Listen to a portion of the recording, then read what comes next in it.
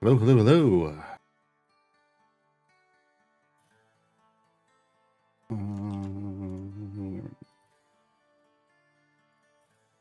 Code is in the bot. We are back with day 20 something 9. Wow. Day 29.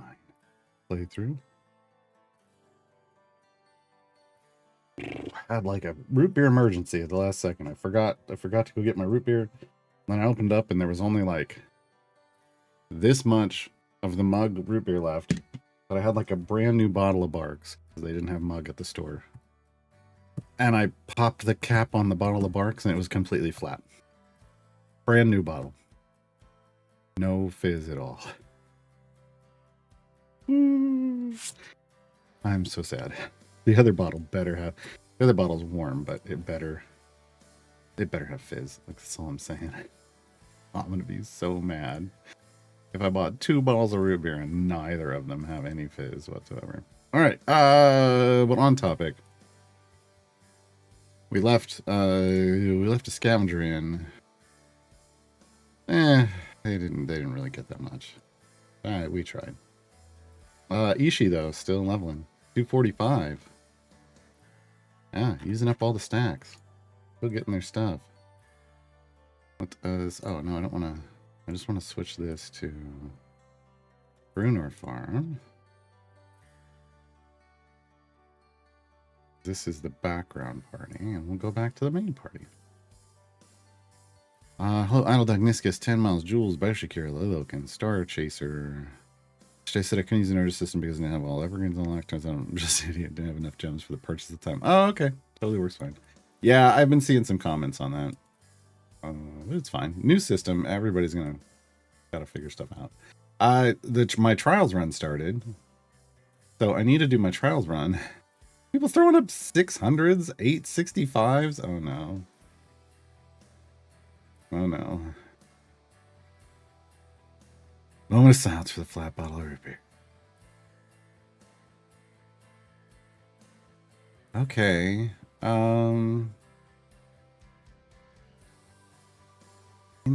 This is kind of a deep push, right? I mean, the first run. First run is the weakest. No, that's not. No, first run's kind of a deep push. Like a favor push. I mean, we don't really care about the favor. Well, that's not what I'm doing it for. But we do want to get the highest damage possible. So let's just go ahead and pop one of everything. Well, you know what? No, I'm going to use the hour speed push because I have so many of them. And regardless, whatever combo I want to use is going to get us capped. So, all right. Do this. Let's start building a snowman. Wait, no. Wrong IP.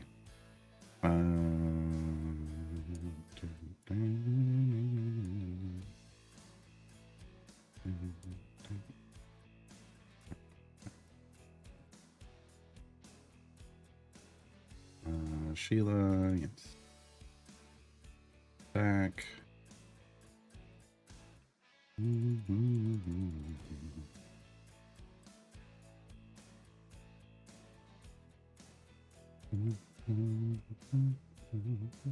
Go away. Go away.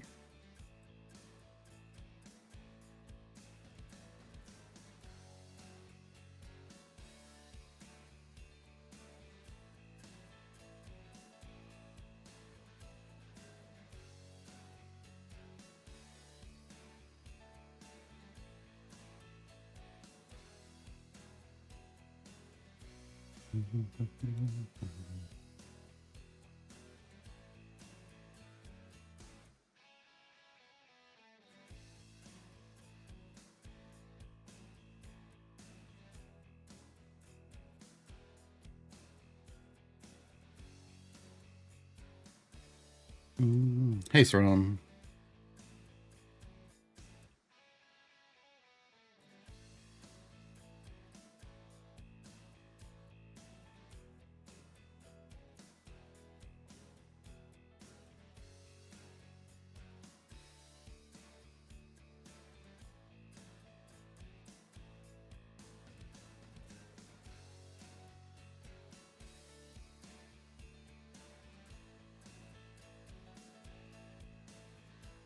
Here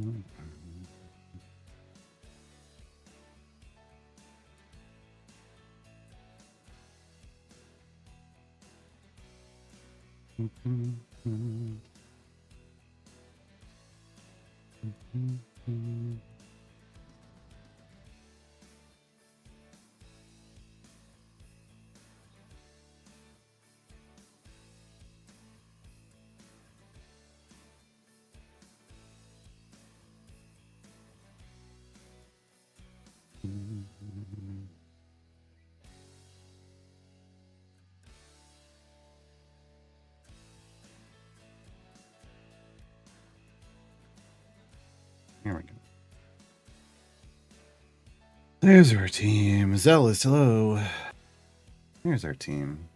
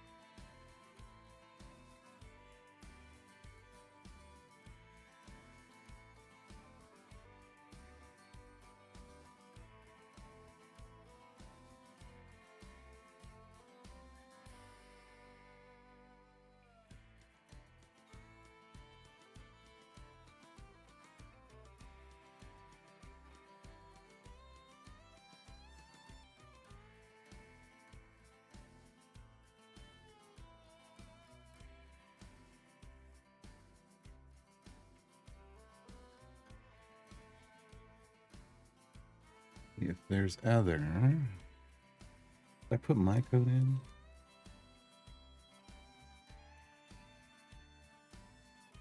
The root beer debacle has really thrown me off today. It's making me so sad.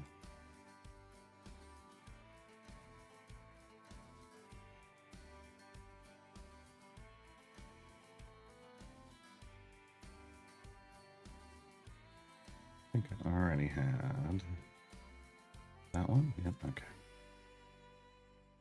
Why? Why? Okay. All these electrums are getting opened because we got gearless champions. Gearless champions of the Forgotten Realms.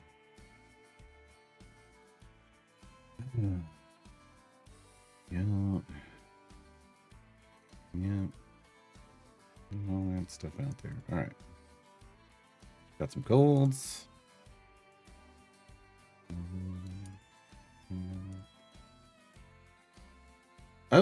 Oh, we beat the Pity Timer by a lot. Like that. Puts us at 25. I did that. Full epic Talent, though. That's the question. It did.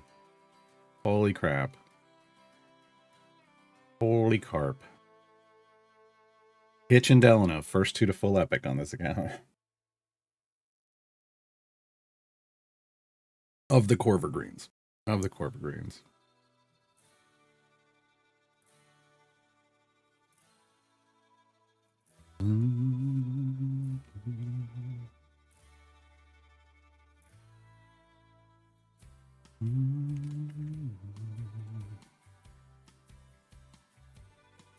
Zealous, there's something weird going on with some of the scavengers where they're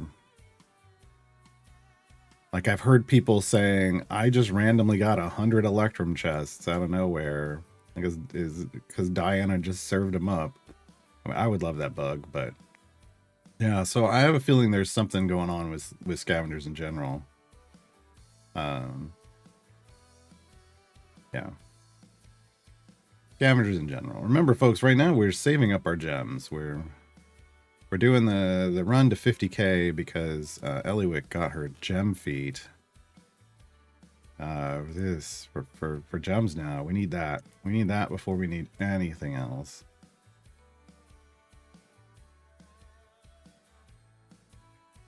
It's going to be slow going on the epic front, but that's okay. Once we get that gem feed, it's going to go even faster. Forever. Forever. Continue. Continue.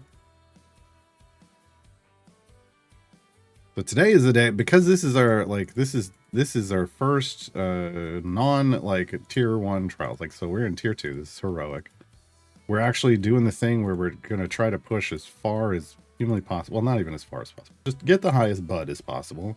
Usually that means going to your wall because of ramping reasons. You know, and trying to soft cap and all that.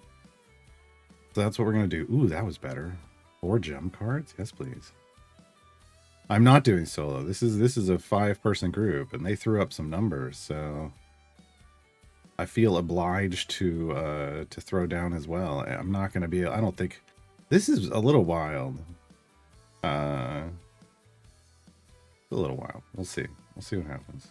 Oh, I could throw down some scrolls. Yes, use assault scrolls. Okay, we already got the max. Wealth. Yeah, I don't care. I don't care about any of these. Let's use them all. All right. I mean, look at how we've already just absolutely shipwrecked Tiamat's health. I haven't even contributed. This person hasn't contributed, and it's already here on day 1. So this is going to be over real quick, folks. This is why I said, like, the early tiers, if you qualify for trials, you can do them. You can do them for sure. What do I got? So mine was scales 6.52. They had 36 assault party damage. They have a lot of item levels. Why are they? Okay, I don't know. I'm not gonna judge. And then everybody else put all champion damage. Why? Maybe they didn't have somebody for scales or assault party. Oh, that's unfortunate. That's unfortunate.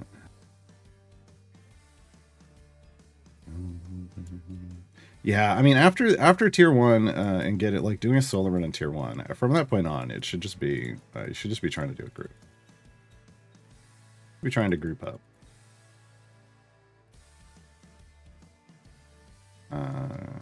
Because again, it'll be over in like 2-3 days. Like, if everybody shows up and lays down some damage, it ends so fast. It ends so fast. Today's the last day. Isn't it the last day? No, tomorrow's the last day of the emergence event. My bad. Well, no, today will trigger the last day. 45 minutes. We will enter the last day of it. But it isn't until like tomorrow will be when you are able to max out your gems. It's like halfway through the last day, which I don't like. Silly, but it is what it is. So it is what it is. Did I get my time gate pieces? I did. We're at 5 time gate pieces. Nice. So that means I'll get to what? 5 days on the 6th. Next Tuesday. But I'll have already done a time gate by then. Because we'll pick up 3 on Monday. That's fine. Hey, Shevik. Yeah, people post stuff occasionally in my Discord, in the Idle Champions channel.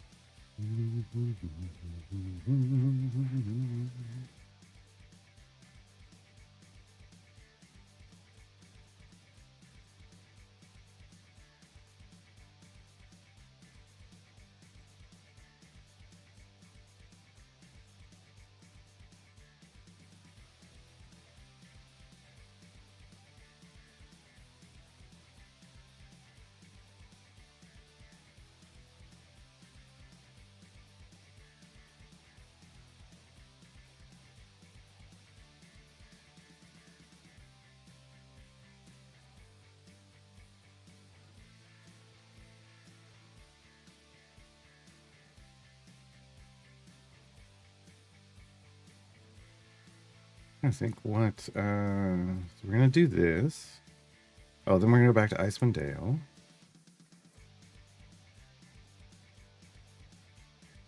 Which yeah, isn't even in my new player reference, so we're out of the new player reference already. Alright. Because we're in the mid game, and it makes sense.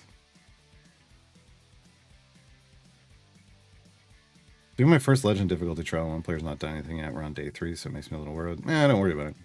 You can't control what other people do. You just got to put up your best thing, put up your best numbers on day 1 and then do your dailies after that. Move on. You just creates frustration for yourself if you think about it. Because you can't change it.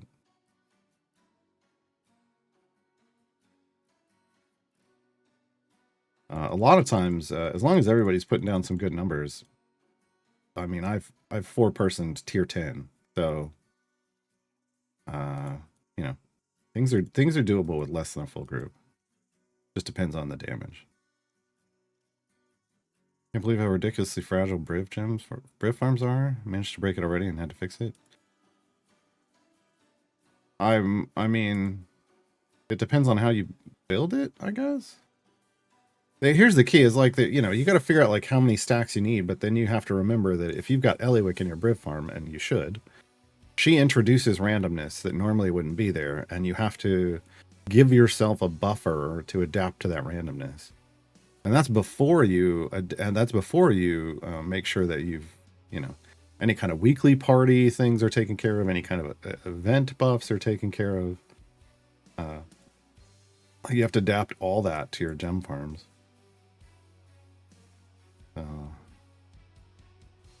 So getting it like right on a knife's edge is actually a bad idea. Gotta be a little flexible.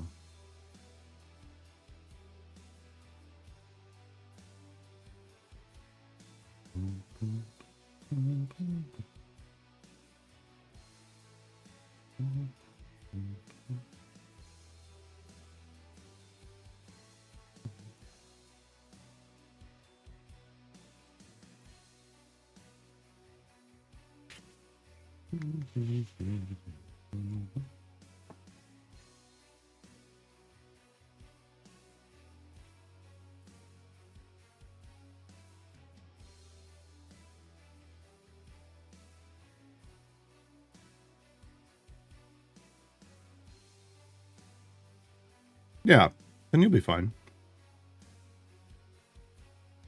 Look, sometimes, you know, it isn't always somebody trying to be a jerk. It could just be, you know, something happened in their life and they couldn't do, and suddenly they couldn't play Isle of Champions. I don't know. A couple years back, I had a tree fall on my house in the middle of a week, so I had no power for 5 days. You never know.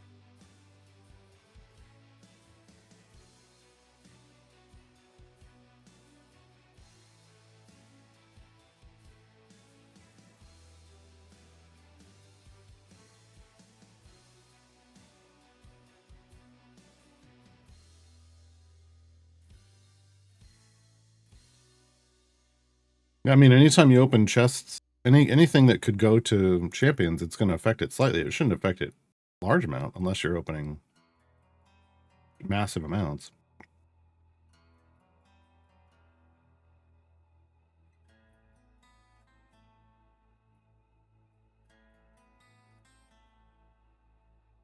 Yeah. I mean, anything that's adding damage, but I mean, it's usually a small amount. Like, usually that kind of stuff is a fairly small amount. Again, usually you'd have to be opening like massive amounts of chest or getting like a lot of achievements. I don't know.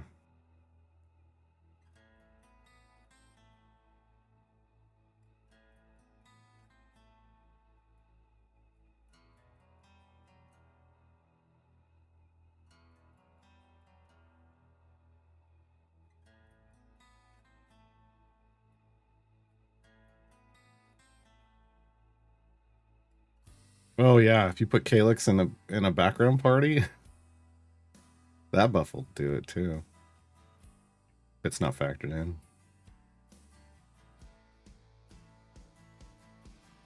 Yeah, that too. Like if the game changes your feats, but usually if it's just a small amount, you can just like, I don't know. I use the feats to actually, you know, modulate my damage from my party. So if I feel like it's gone, my damage is a little high, I pull some feats out. And then I mess around, I figure out how to get it to the right specific amount. Lediath used to know like exactly how you'd have to change things, like for changing like nodes and stuff, or like weekly party things. Like, I don't know. He spent the time to figure that out. I never did.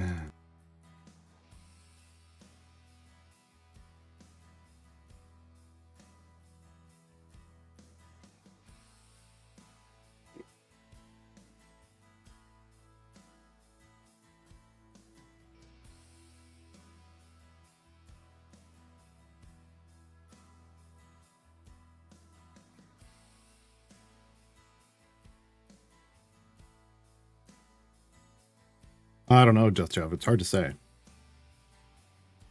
I mean, if you had a 5% and two 1%, the 25% should be bigger.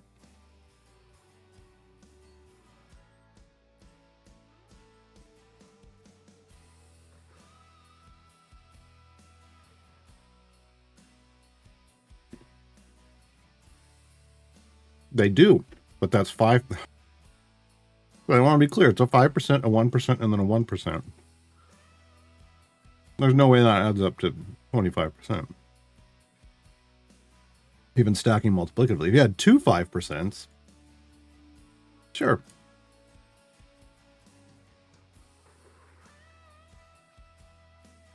You didn't.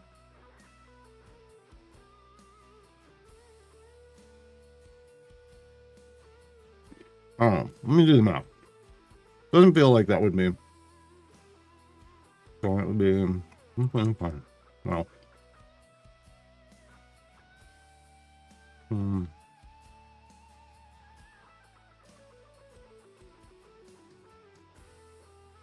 Yeah, I mean, that should only end up at like 7.11%, right? Or is it depending on how many other achievements? No, because you've then increased your achievement multiplier by 7.11%. It doesn't matter how big that multiplier is. It's small, to be fair.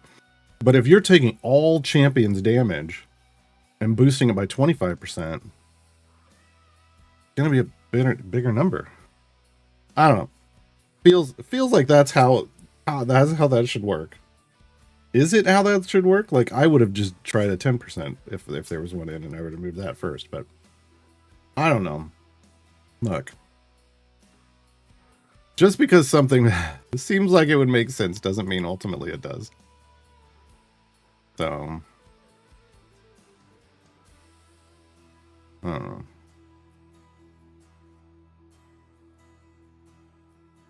I could be wrong.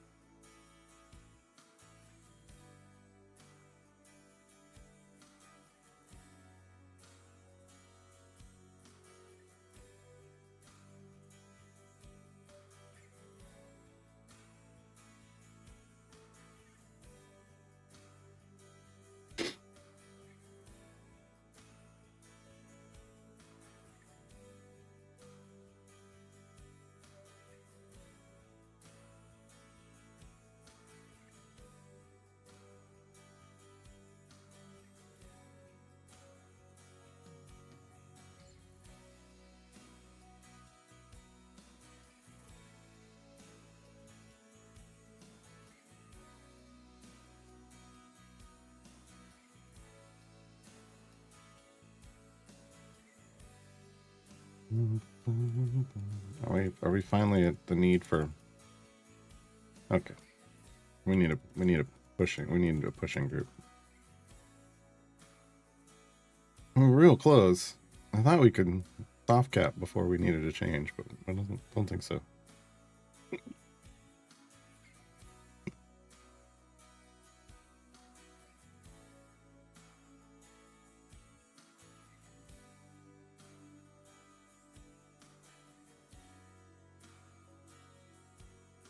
Understanding how Trials calculates the daily health impact on Tiamat's health.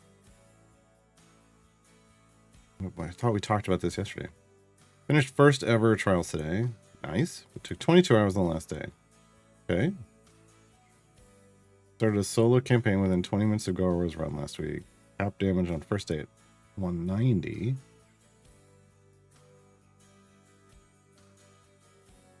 Oh. It could be something. Look, it's supposed to. So the game is supposed to calculate damage retroactively, but maybe for some reason it wasn't doing it. It doesn't do it correctly. Like, people are just happy when it finishes. So, I don't know. No idea.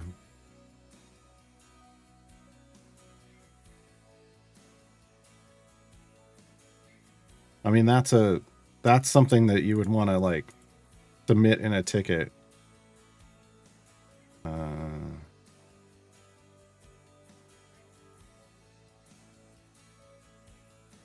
Yeah, I don't know.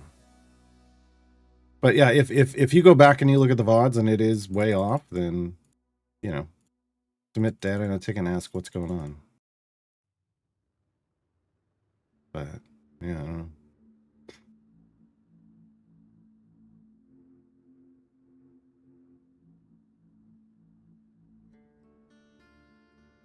I didn't use any scrolls. We wouldn't have had any. Well, I didn't use any scrolls. I think scrolls were available, but I didn't use any scrolls. I think today's the first time I used scrolls. Yeah, because I just got the achievement today, so I didn't use scrolls. Hey, Sargoto.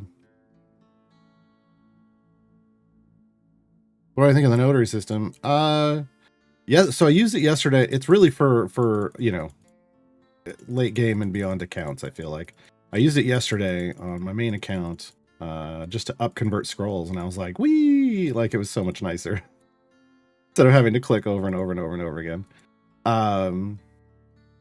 So it's, you know, it's faster. I don't know that I didn't.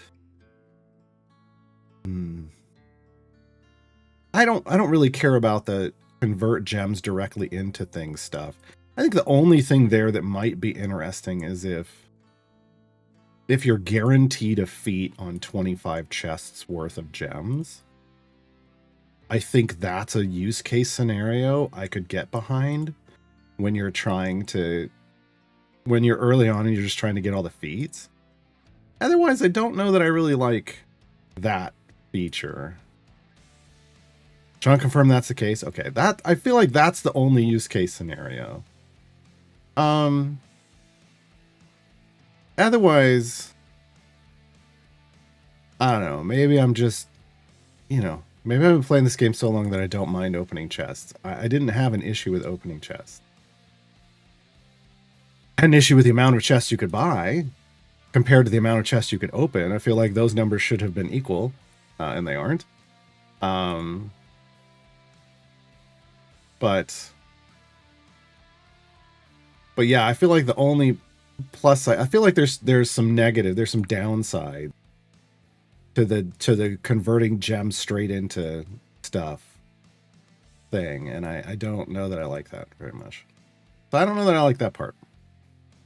All right, we need to change this up so that we're not dying all the time. Let's do, okay, this was the saved formation. Let's see how much further we can go with this one. Arrow the mouse seems to indicate the chests are shorting. Wait.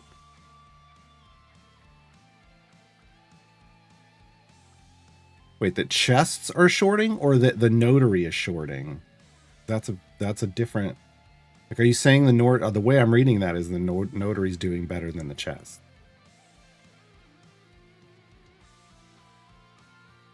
So converting straight, because I don't think you get, it's a conversion, it's not chest. So your terms are, you're not buying chest, you're just converting gems straight into the contents of what would be the contents of chest. Okay.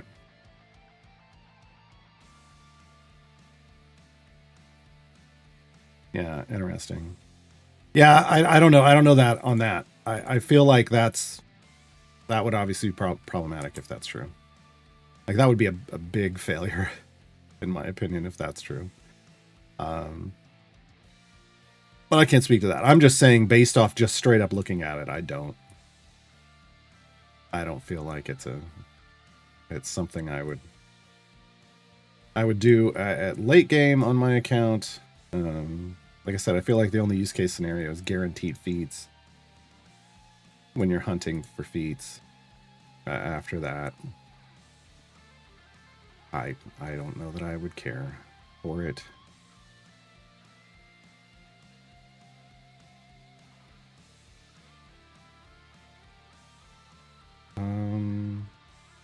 This formation is going to have to really change. All right.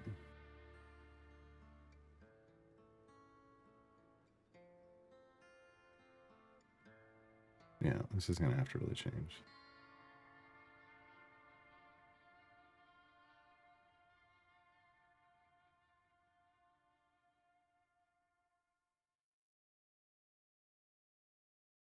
Well, it's not about whether it's a live problem or not. It's about whether it's 5-day 20. It's about whether it's something that would affect people negatively in general.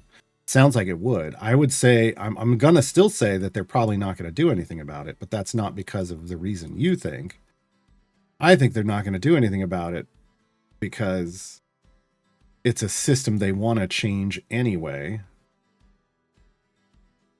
And so I don't think they're going to want to maybe, I mean, they might, if it's an easy fix, sure.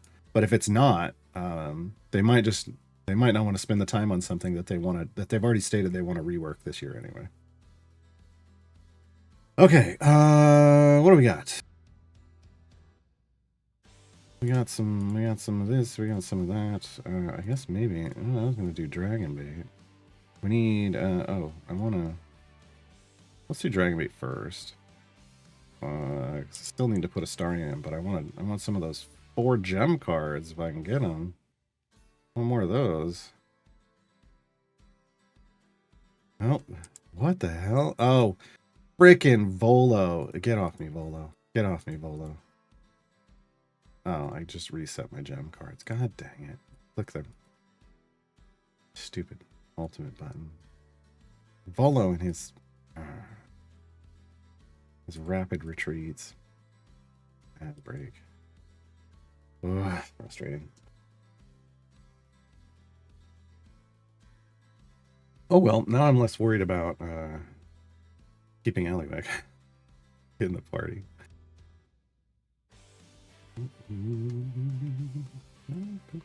Oh, I can't use Astarion. It doesn't matter. God dang it. Well, this is a problem, because this isn't how... Okay, so then we're doing this.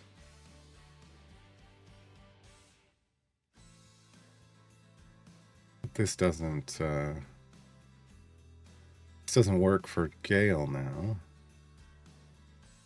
So...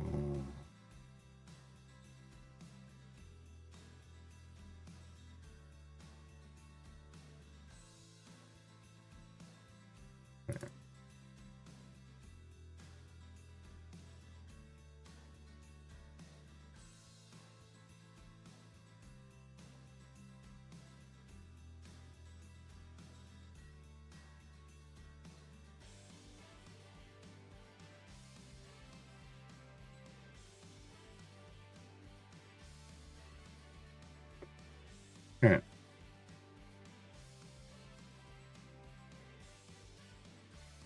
Maybe we'll do all this.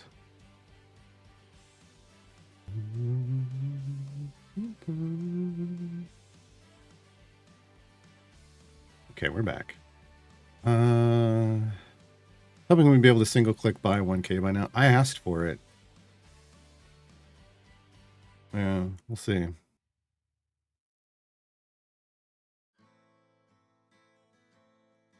Yeah, sliders in general should have max buttons.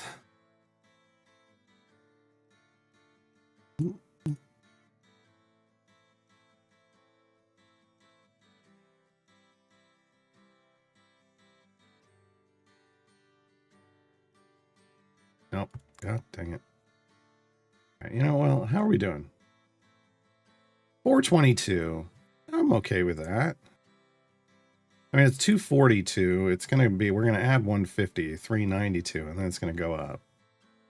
So, I don't think that's a problem. In fact, yeah, no, we're fine. Just going to call it. All right. So yeah, 685. I'm not as high. I'm not the top DPS, but I don't care. I'm in contention with 2 other people. It's totally fine.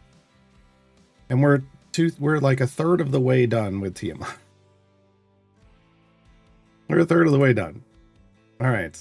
Icewind Dale. Dwarven Rumors, which are just called facts. Those are just facts, folks.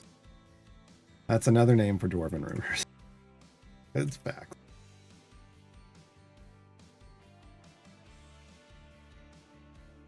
Just in case you were wondering.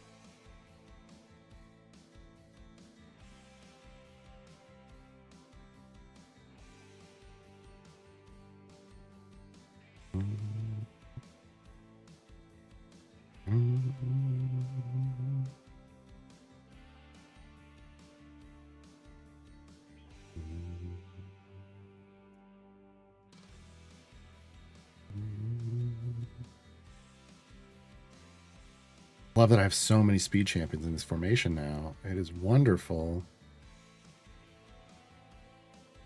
We only have like one scavenger. It's all speed, one scavenger, and a gem, and then Eliwick, like, which is what it should be. Like, it should be like speed and Eliwick, but we're speed, a scavenger, and Eliwick, and that's fine. Especially when we're scavenging potions. This is great. This is great. All right, how far do we got to go? 250. I think that's only like, what, like 2 of these? Let's call it 2 of these.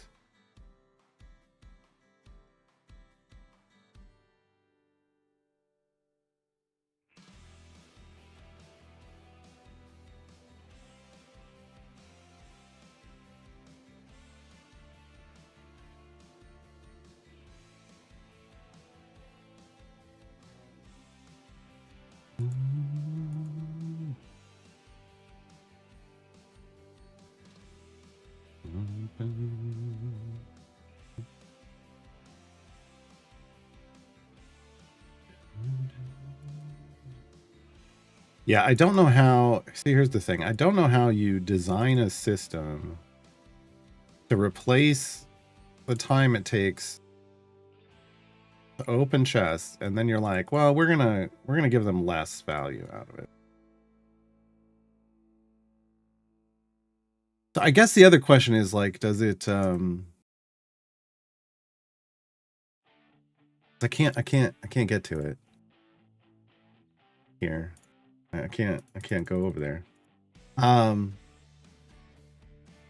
Does it guarantee a shiny on 1,000 chests worth of tokens? That's the other question. If it guarantees a shiny, and it guarantees a feat on 25 chests, it guarantees a shiny on 1,000 chests, then I think it's worth it. But if it doesn't, like at a certain point in the game, I think it's worth it. Not always. So I guess those are the questions I would want answered. And somebody already said it guarantees the feat. So I would want to know, does it guarantee a shiny on 1,000 chests worth of gems? Like, is it still calculating shiny odds, or is it just guarantee one like it does with the feats? That's the question. Because I think when you're in the point where you're trying to just get fully gilded and get all your feats, then that would make it a priority. That would make it a priority. I still think if you're trying to get all the feats, it might be worth it. Might be. I mean, let's just say there's a little more going for it at that point. Let's just say that. There's a little more going for it if you're trying to get all your feats. But if it's guaranteeing the gilding, then that's hot for trying to get fully gilded. And then you just go back, and then after you get fully gilded, you just go back to buying and opening chests. 10 Miles, thank you for the 2 months of reset. Much appreciated. That's the sugar from the chocolate chip cookies kicking in. For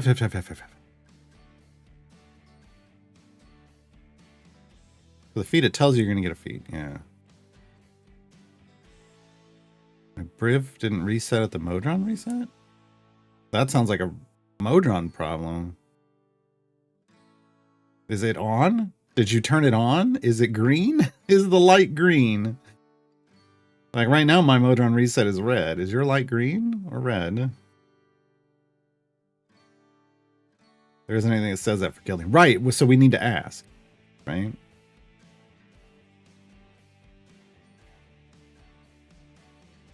Yeah, why are you resetting on a boss area? I don't know. But whatever, as long as it's working for you. Oh, it's sagging on 564. You just set it to 565. Okay, that's fine. That way, I get that. That way it jumps over the next boss. You get the bag for free. I get it. Yeah.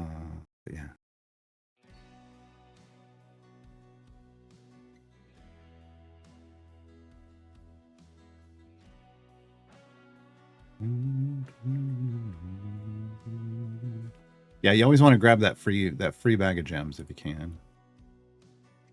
Everybody loves a free bag of gems. I just realized today's code, is it referencing me? Am I Bozo that gives Ys?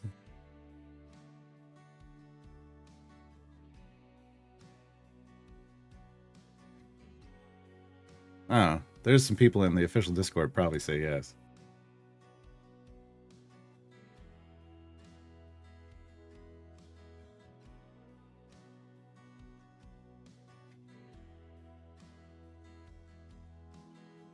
Yeah, I don't know. Yesterday, when I went to try to check on my gem farm, it was just that client was just off. So I shut it off in the other room. I brought it in here, and then it just wouldn't load in at all for like a half an hour.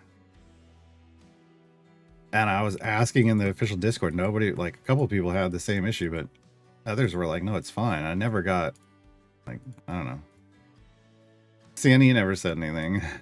So, I don't know.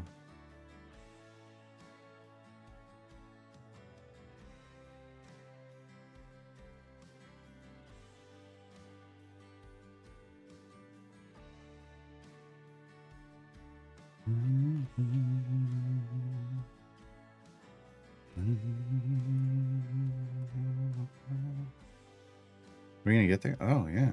I didn't even need 10 minutes. I could have done 5 minutes to go 250 areas? Wow. We flying now.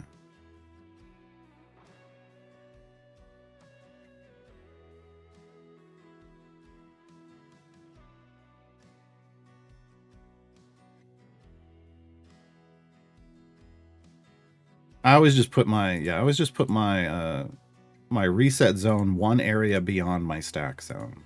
So it gives it one more area to auto correct. Because usually that's more than enough if it's off.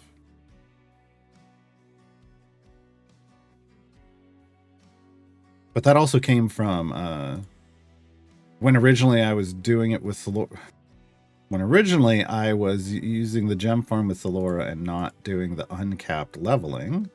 That's the better phrasing. It would just randomly, you know, like it could randomly +1 on its run, and I wanted to make sure that, you know, it didn't end up wrong.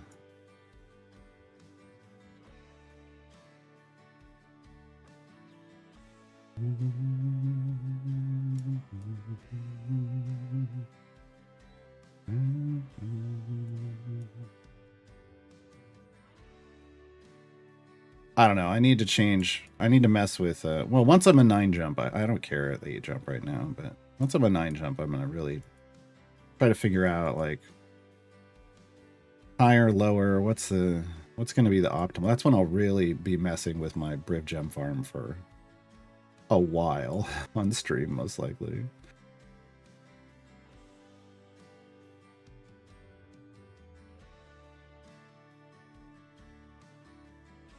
Kind of hoping we'd be done with this account by then, but I don't know. We'll see.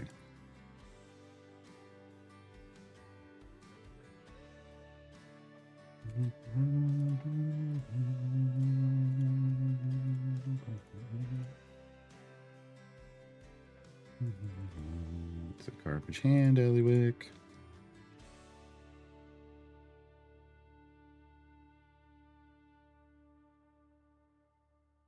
I mean, hey, at least it was still running, Sargoto.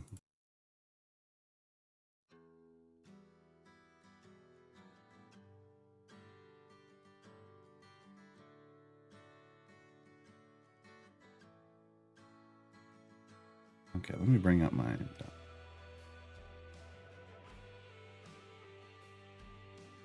Sean has been avoiding my tickets. My support tickets. I don't know if he's just too busy to do support tickets, or if he's passed them on to somebody else and they're avoiding them. But I have tickets that are just awaiting responses. And that's not normally how this game works. Usually we get a response pretty quickly. No. No. I'm on my Epic account, Jules, though. I submitted them through my Epic account. I'm getting no response.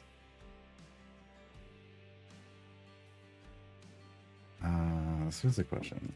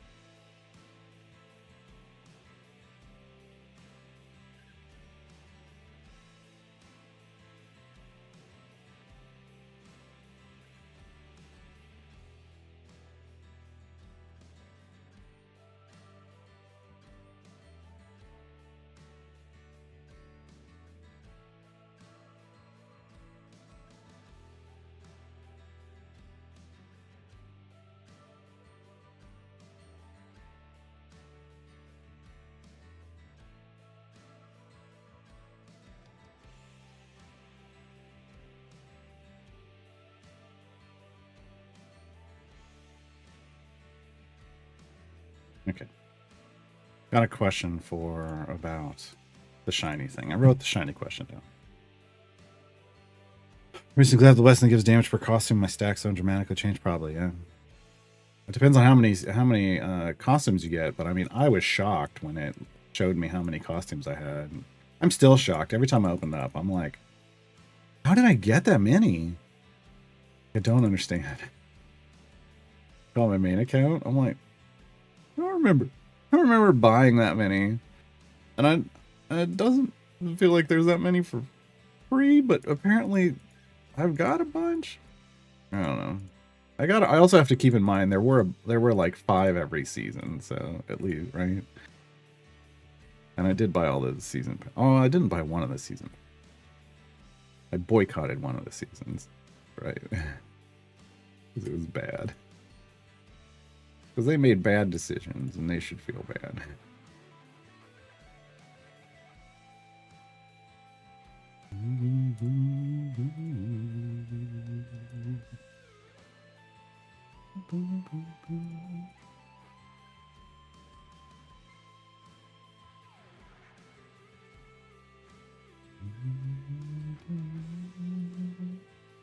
Can I do anything else?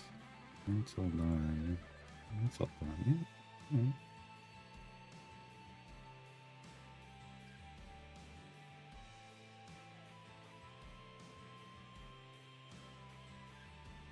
We're going. Oh, I forgot speed potions, fellas. I was like, why are we not done yet? There we go.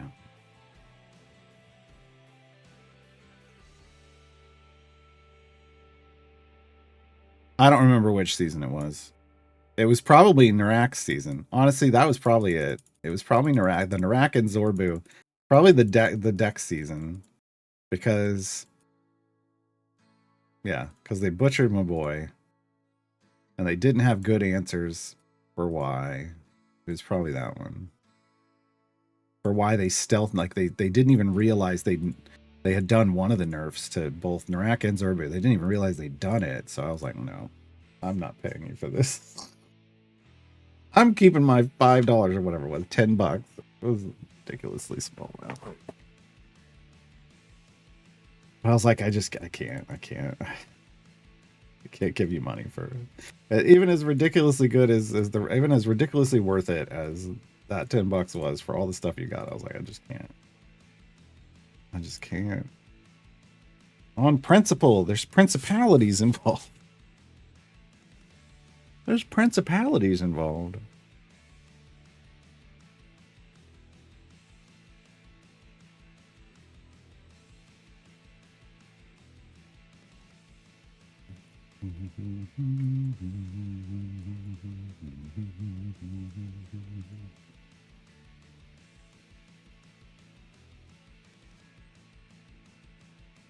Why?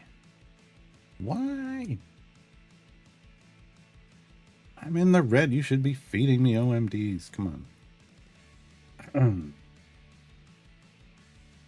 Rude. Rude.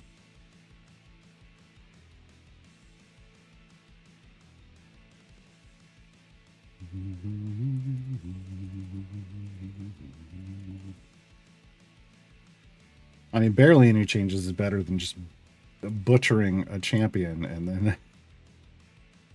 and then stealth nerfing two of them and not even knowing. Like so stealth that you didn't even know you were doing it. And being like, and when it was pointed out, going, wait, what? No. No.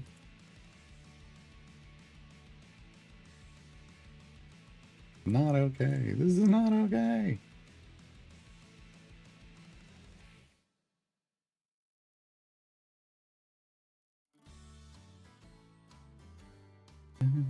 That's not how you open.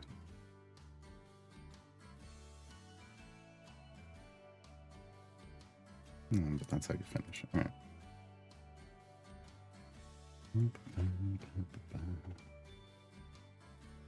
But yeah, there were a couple seasons that were underwhelming, and that one was probably the one that I was like.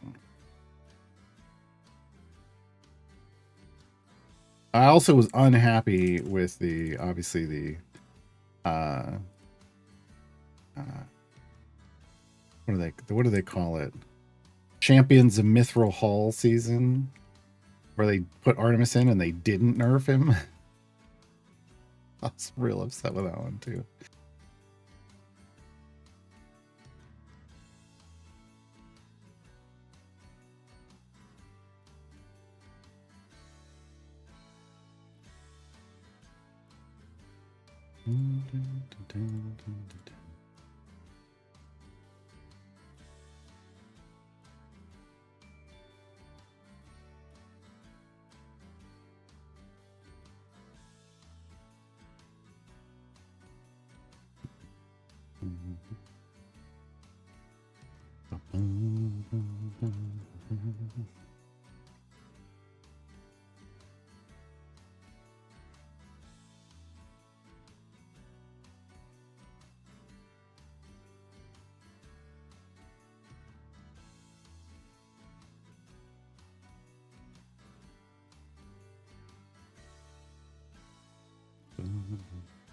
Yeah, I mean, Sargoto, sometimes there's champions that I never use that I see skin for, and I'm like, yes.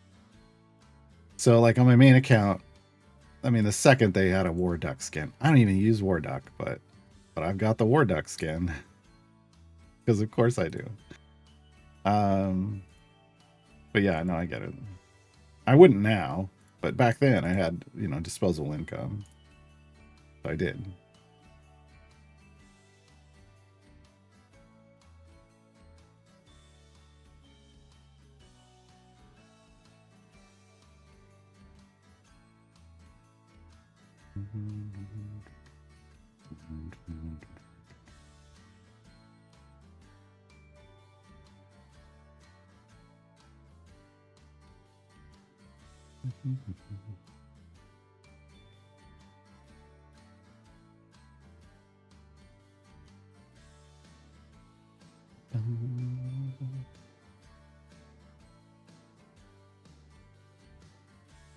You get both of Narak's no mini game to get key feats. Will you get 60? No, it just takes the higher one. It applies the higher one. Yeah.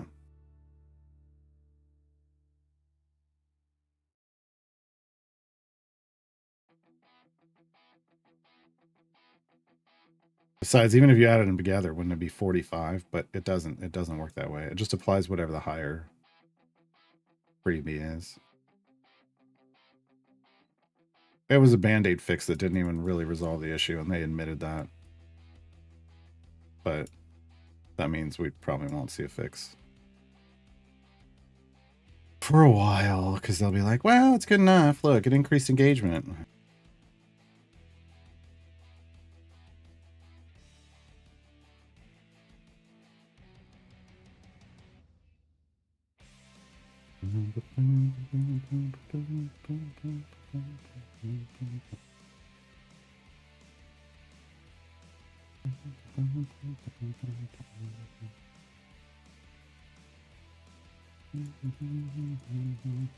Ooh, that bad.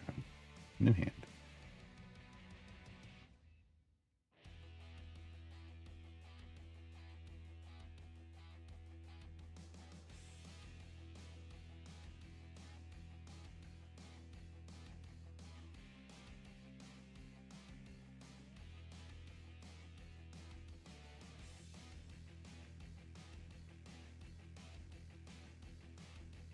I mean, that's a big reason that the skin vault is nice, is because you can get the champion at a discount. I mean, that's why buying the skin packs is better than just buying a champion straight out of the store, right? So this way, you basically got effectively, it's a ton of skin packs available, right? It can give you the champion and the skin. So, I mean, depending on, you know, who's available for you, like, hey, if somebody doesn't have Briv, here's it'd be 100 and something, 100 to 200 average item level Briv. Or if you want to go big, this is 1,000. This is over 1,000 average item levels on Briv, which gets you a big chunk of the way towards 4 jump, right? I mean, you need 3626, but it gets you, like, you know, coming up on a third of the way there.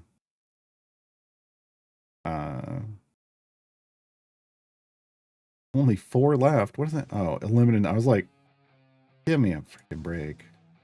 Ugh. That's silly. But yeah, stuff like that. I mean, obviously that. Oh, hey, there was War Duck. Includes the champion. Like, these are a little ridiculous. Like, I get it, but like, you're not gonna pick up like evergreens, core and evergreen champions from this. You're gonna get event champions.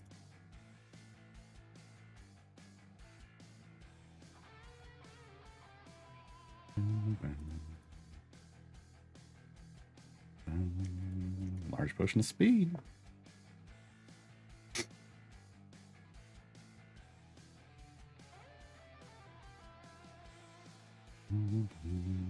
I thought the prices were good though. Like, just for the skin, $840. I felt like that was decent, all things considered. But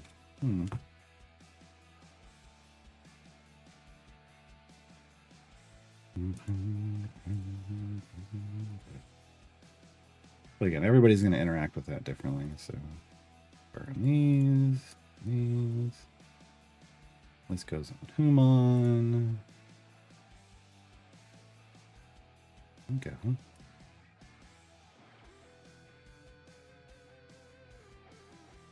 Avoided it entirely.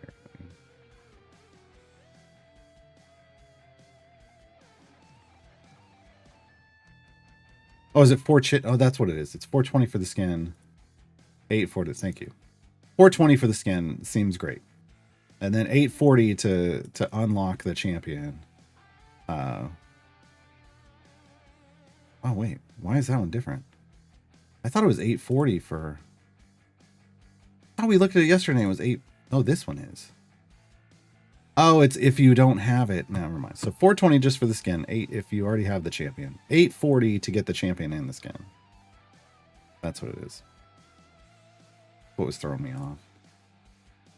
Because I already have these. Okay.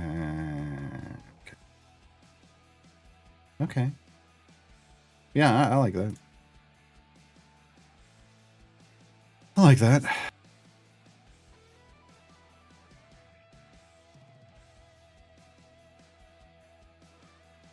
Yeah, Nixie's in the next event, so if you're not in a rush, it's better to wait. Feels like.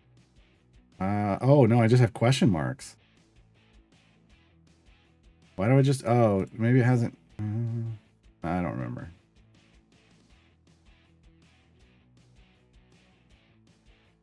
Hold on, let me do a quick search.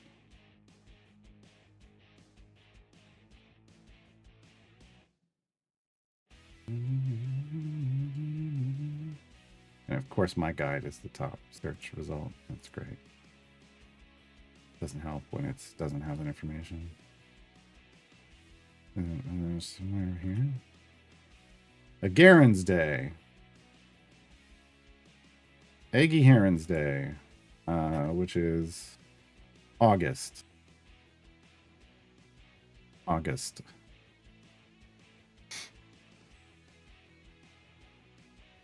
Kreidel's also the one of 2 tanks alongside Miria who are basically required if you want to go to 2500 via tanking. But I mean, you kind of need some tanking, right? I know there's people that just damage their way up there, man. But you got to tank through some stuff on the way there. So.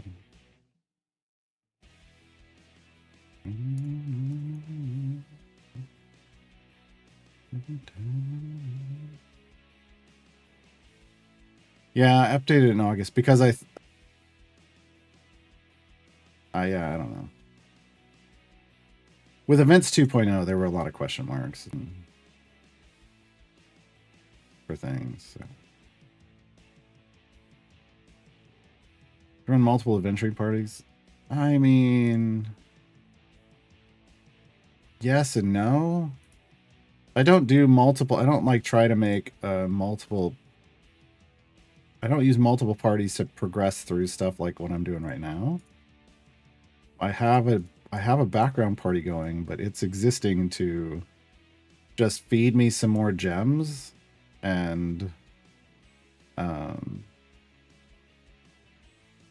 also some patron currency. I'll show it in a second. Let me just get this one set up again.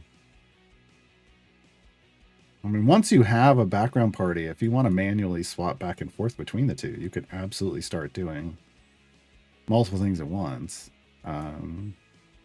It's just a little weird because, like, I can't do this run and then do the next run. And right now, what I'm focused on is pushing through Icewind Dale. I don't really care about doing other stuff. I mean, the only other stuff I could be doing is like patron quests, like patron variants, but I don't find that helpful currently. So it's like to each their own kind of thing. So here's what my background party looks like. It's just got a Brunner automated. Going to Area 50 in a Mert free play. That's all I want it to do. That's enough. Gets me what I want out of it.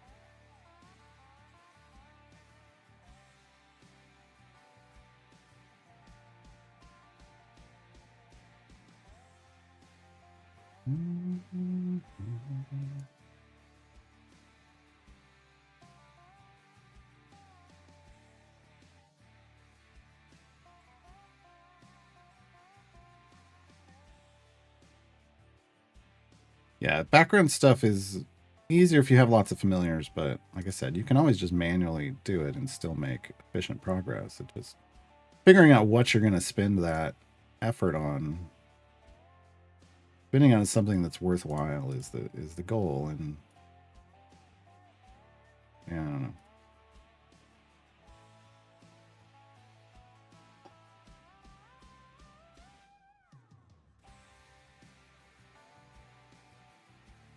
Because at some point you're going to actually, you know, if like some people are like, well, dude, like I could do a deep favor run in that time. Sure, you could.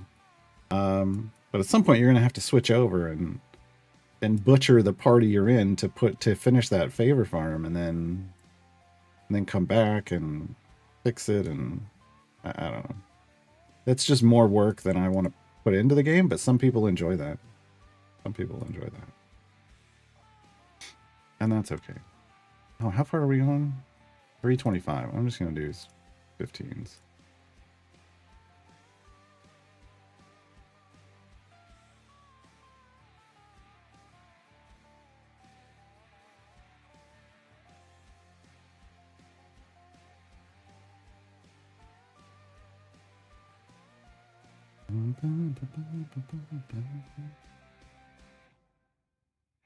Could be running background variants to progress towards Locoria. Yeah, but I don't want Locoria.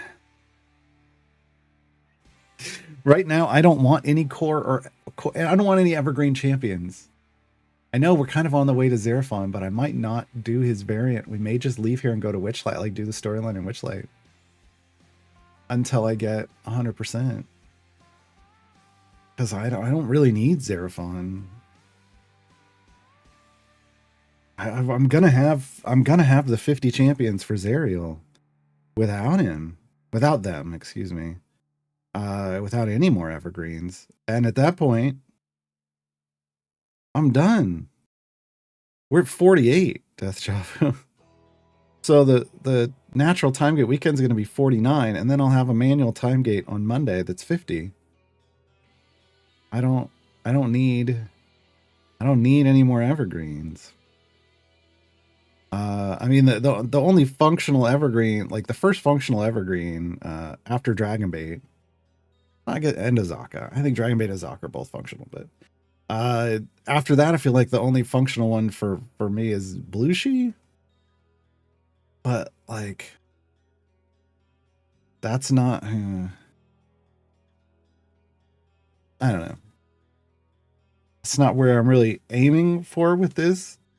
I think at this point, all I really care about is prepping this account to do speed champion tests.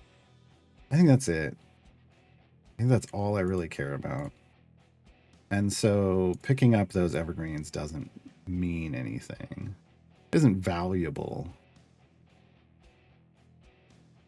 So, yeah. I'm not going to be, yeah, but I'm not going to be pushing. We're not building out an account to actually do pushing stuff with. So it doesn't. The Blushi and Crocs would be great, but I think right now I think what I'm doing right now is just setting this up to be able to test speed champ stuff, like gem farming stuff. Going on a camping trip, nice. One motor on course, so I can automate one party for gem farming while I'm gone. Cool. What should I do with the other one? You don't have to do anything.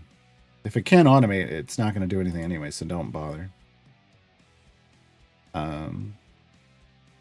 Yeah, because it would just push as far as it could until it ran out and stop anyway, and it's not really worth the time. So just have one thing set to automate yourself some gems, or gems and patron currency if you have a patron thing. But yeah, just focus on just turning up some gems with a reliable party. Scavengers, if you've got any scavengers, put them in that party. Like I got, Diana and Sheila. If I were doing that, I would put them both in it. Eliwick, if you got Eliwick, right? Any of the scavengers. Just get yourself some free stuff while you're gone.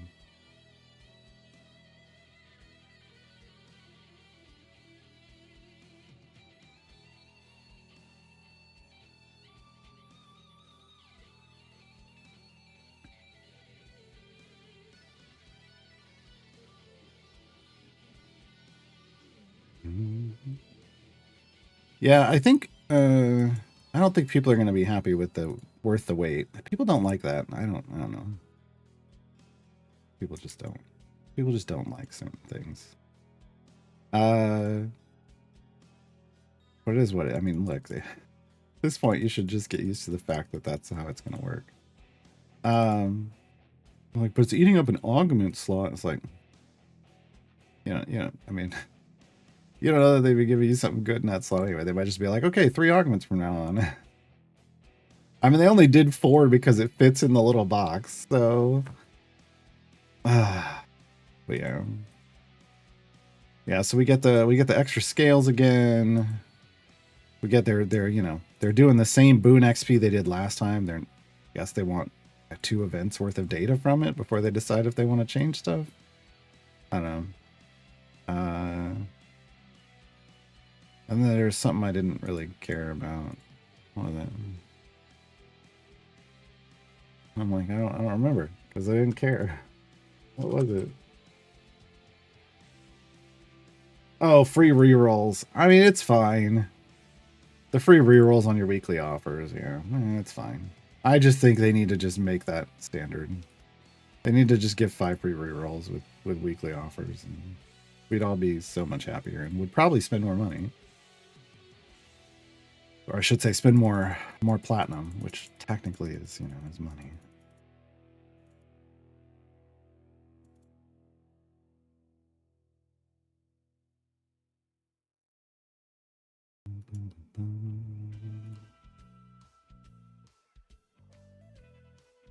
But hey, maybe this will give them the day to realize, oh yeah, when we do these rerolls, people buy more stuff from the weekly offers. Oh. That's kind of what has to happen, right? That's what they have to see to make something permanent. That it's going to benefit them in the long run. 21,000 gems. Oh, that was a horrible hand. I just noticed.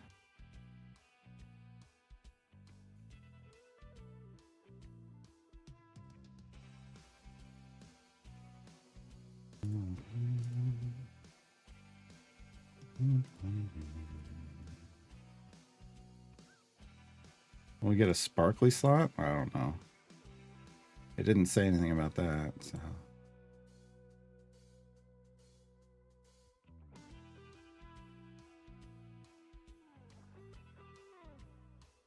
Yeah, no, I did the same thing, yeah. But like I said, I mean, that can increase your chances. I don't think they can give the sparkly slot often. I think that's gonna then everybody will just wait for a sparkly slot, right?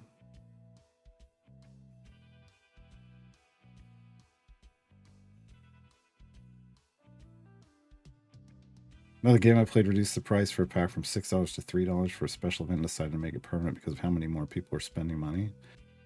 I mean, here's the thing. You would have to more than double the spend. So that must have been what they saw, right? They must have seen a significant, like more than double. Otherwise, you'd just go back, right? Which is real interesting because, yeah, I mean that was they figured out, accidentally figured out a sweet spot.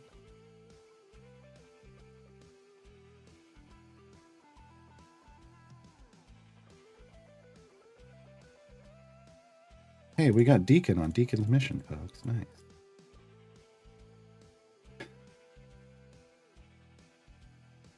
What am I gonna do? I'll just start this right off the bat.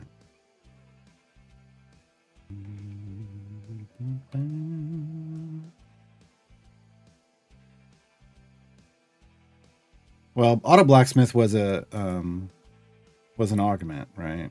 So yeah, it's not returning. Instead, we got the weekly rerolls. I would say that's the 3rd slot. Usually the 3rd thing.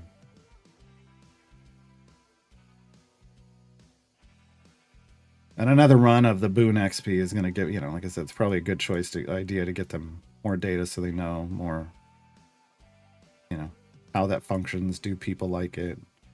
Did the way they interact with it, was that just because it was the first time? Right, you got to figure this kind of stuff out.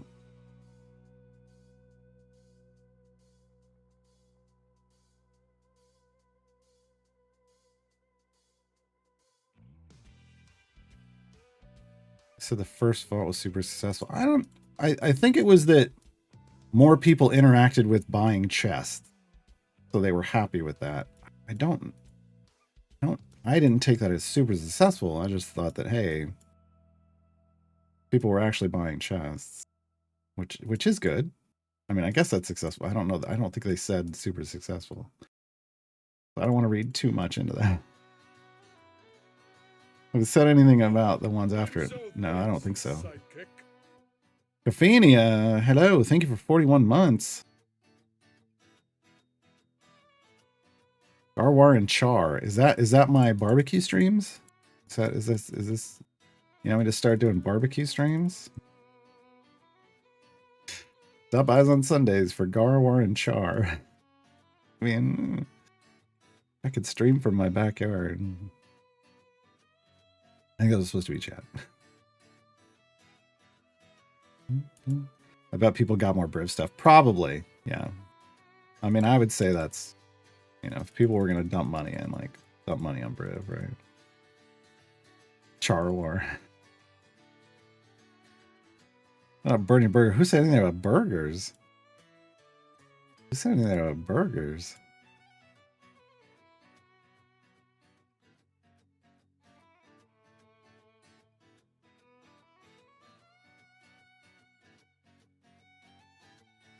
If I'm gonna barbecue in the backyard, I'm gonna try to find me some brisket or some ribs or something. I can do a reverse sear on a burger. I've done that. They're pretty delicious. It's a lot of work for a burger. It is a lot of work for a burger.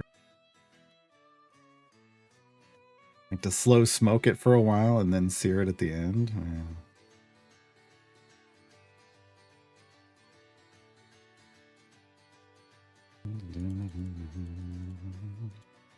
I have one of those back when I was making more money at streaming and had some disposable income. I picked up one of those pellet grills. I just haven't used it in a while, so I'd have to clean it all out and make sure it's functional. I think I need more pellets too. I think I need to buy a bag of pellets. They work real great for people who don't want to sit and babysit their smoker all day long, which is me. I'm that person. I'm that person. I don't want to do that.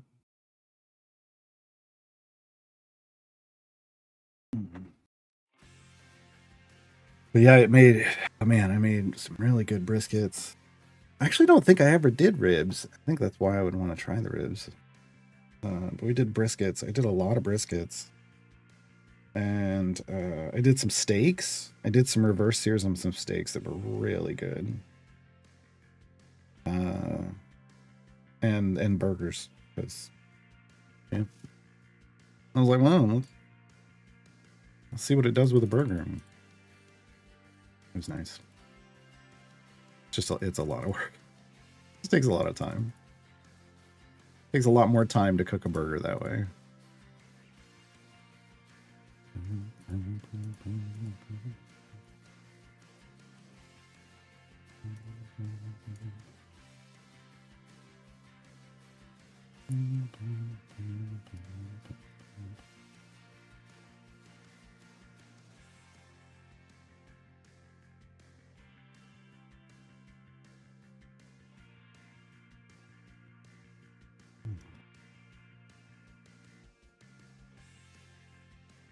I've never done sous vide, so crap. Now I have to eat. Yeah, yeah. I've never done the sous vide thing, so.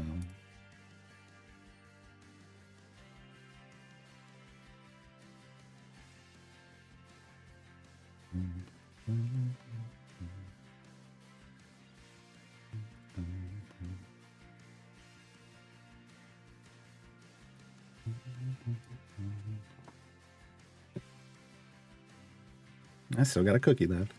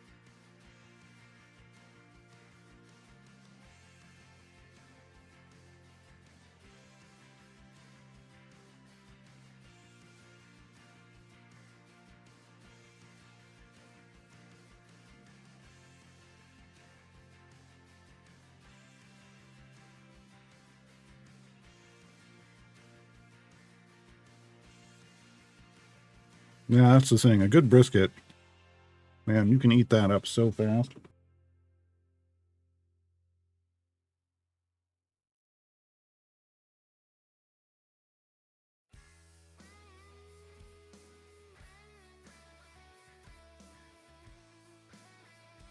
Mm-hmm.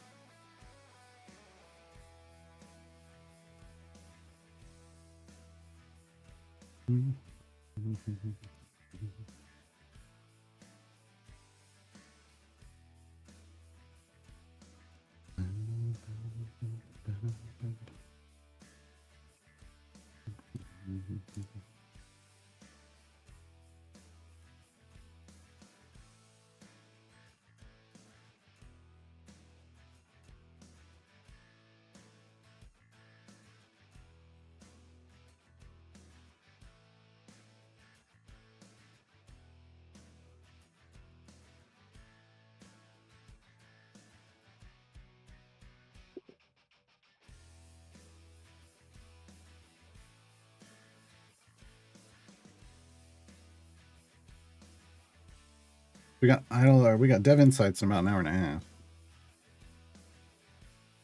I can't remember how many.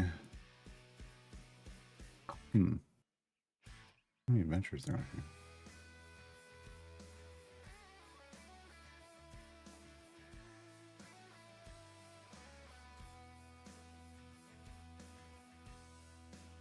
Yeah, I don't have it in my guide either because there's no restriction on getting there.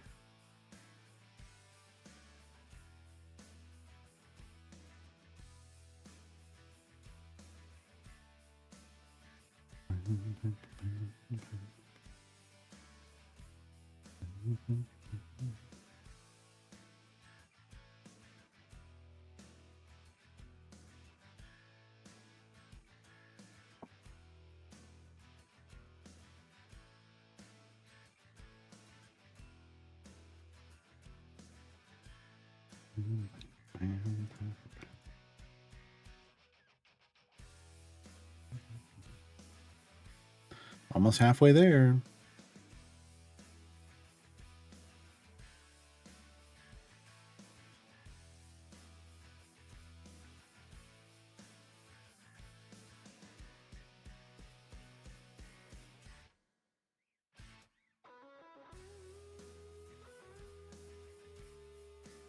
Oh,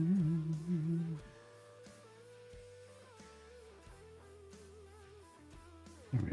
So we've got to get. Yeah, we got a ways to go.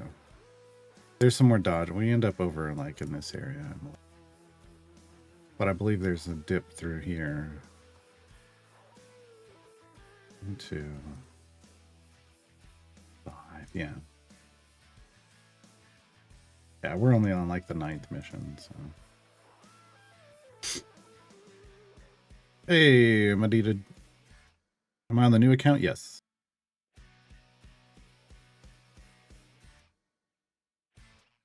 Yes, I am. See how that's what I thought. Dip down here, frozen vengeance.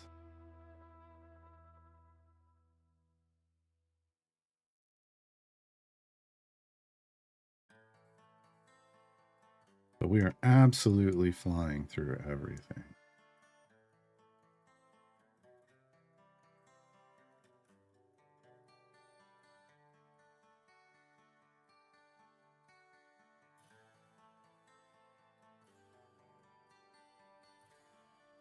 I mean, we almost have a full speed team,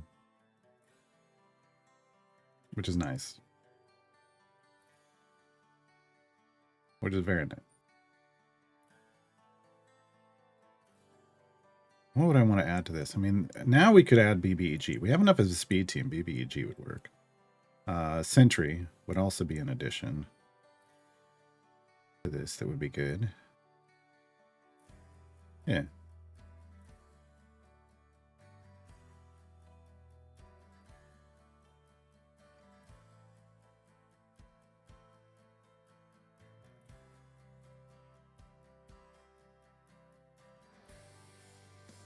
That's something to think about for, like, depending on who shows up in our natural time gate, but also our manual time gate on Monday.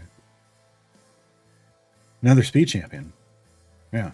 No reason to get anything else. We've got so much power, we're still just rocking through everything. So speed champions are all that really matters right now.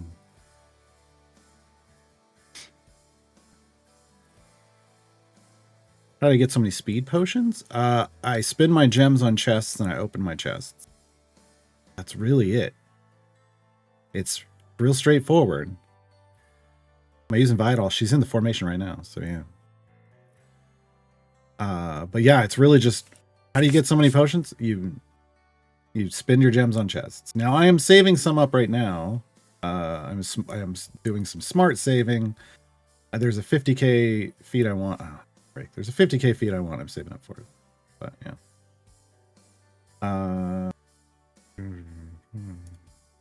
Actually, could break down some of these into reagents too.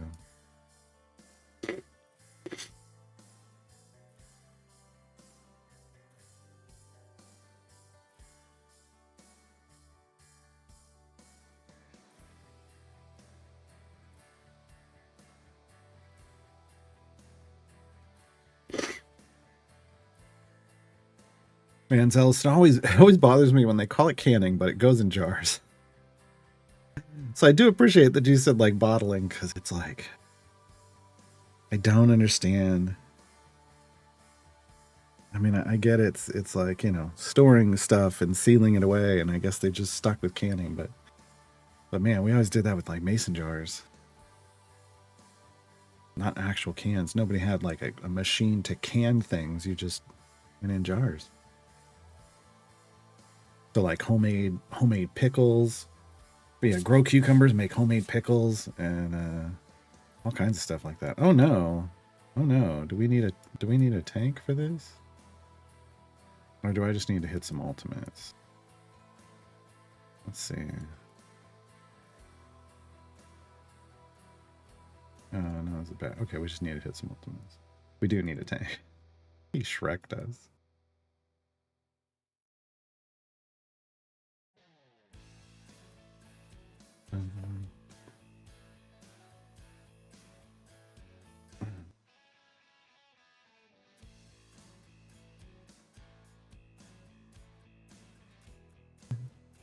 Sentry would replace E, sure, but I don't need a DPS in the speed formation. That's fine. This is just, we're just talking about racing through the start of a run, so.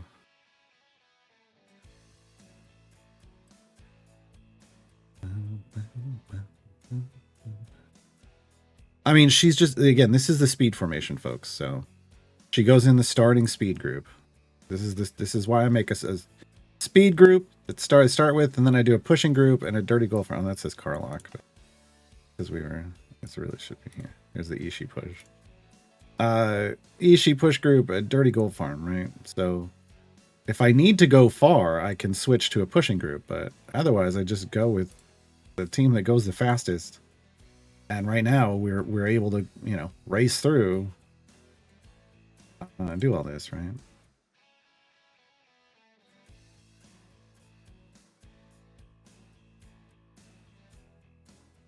Yeah, that's what I'm saying. Zealous is like everybody's. I've only ever known people that bottled. I've never known people that can't, that actually canned. Okay. Okay, fine. Well, so Vi's coming out. Oh my.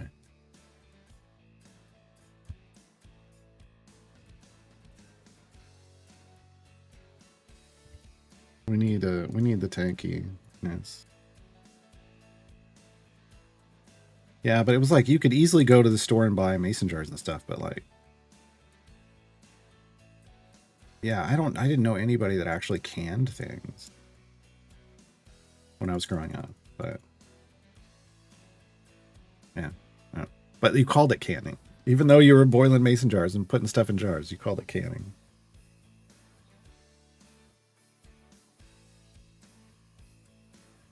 Plus with a mason jar, you can see what's in it. right? With a can, it's like, what the heck's in it? And then you're just writing like with a magic marker on it, like what's in it? Like, what if it rubs off? It's just mystery can. It's mystery can.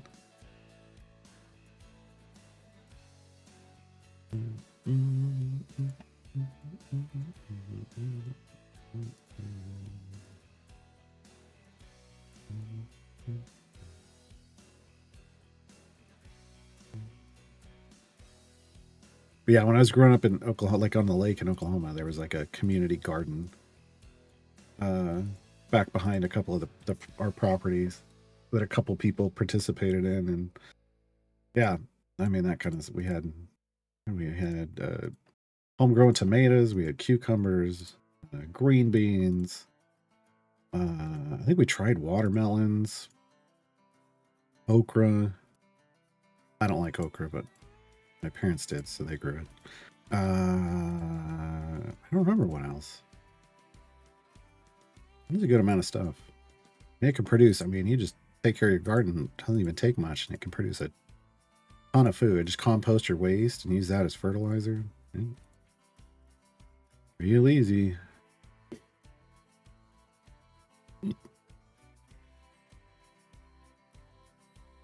Well, yeah, you don't put them in a place where there's light. Yeah. No, I get it. I mean, our pantry is where they all went, and it was a dark little room. Yeah.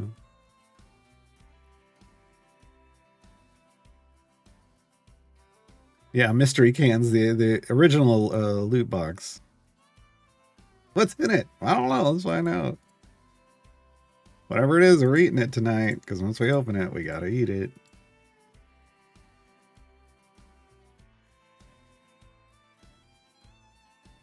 How about I was farming chromatic dragon emergence drops? I mean, you don't really have to. I don't feel like you have to farm, but you want to defeat your 100 dragons every day. That was a big part. I missed a day, and I'm mad about it. You want to get that, and then because that's the same thing that would be picking up the regular ones, you should stay fairly well topped off. Like my numbers are real close, but I also have like I said, Bruner in a background party. As long as you're doing like a free play a day, you should stay pretty well. But yeah, you want, if you've done all your dailies and you're off over here, you just got to catch up this. You got to catch up this number to this number, so that so that they're roughly equal. You're not going to be able to max it out until tomorrow, right? Like before it ends. It's like about halfway. It's like 12 hours after, like midnight. Well, midnight Pacifically speaking, is when it maxes out. From that point on, you can cap it. So just make sure, like, before it resets, once the available gems says 31.5 at the maximum, then you want to make sure you're topping off. Because these gems, like I've got 7,200, so I'm gonna go back over here and I'm gonna buy a froggy again. These pigments are good power. That's the big thing to buy from that. So that's 3x party damage for every pigment in your party. And even if you can't use them right away, because they can only go on epic gear, even if you can't use them right away, store that power up, because there's only so many pigments. There's only 10 pigments available every emergence.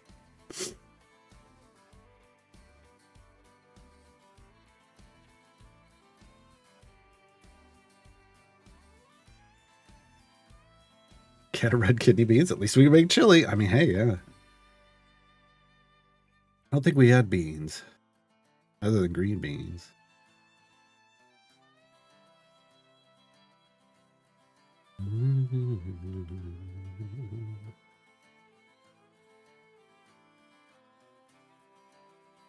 Is it fine if I've been putting the pigments on my speed team? I wouldn't call it optimal, but I mean, it is going to let you finish more content with your speed team. But, it really should go on your, the pushing champions you're going to be using for Trials and Mount Tiamat. That's the more optimal place. But it's not the worst thing because, like I said, right now I'm flying through content with a speed team, so, It's nice, but I also know I could always just, if I ran out of power, I could always just switch to a pushing team, and it's not a big deal. That's why I kind of prefer. I would say it's more efficient to go on the pushing team. It's not. It's not necessarily wasted. You haven't missed a single emergence. How many pigments would someone have by now? I don't know. I don't know. Because you can't get all 10 unless you pay cash. Well, I guess actually now that there's achievements, I don't know if that's true. I don't know. Because there's lots of emergences. There've also been all these, collection quests that give corrupted gems and all kinds of stuff. So I don't know what the maximum would be at this point.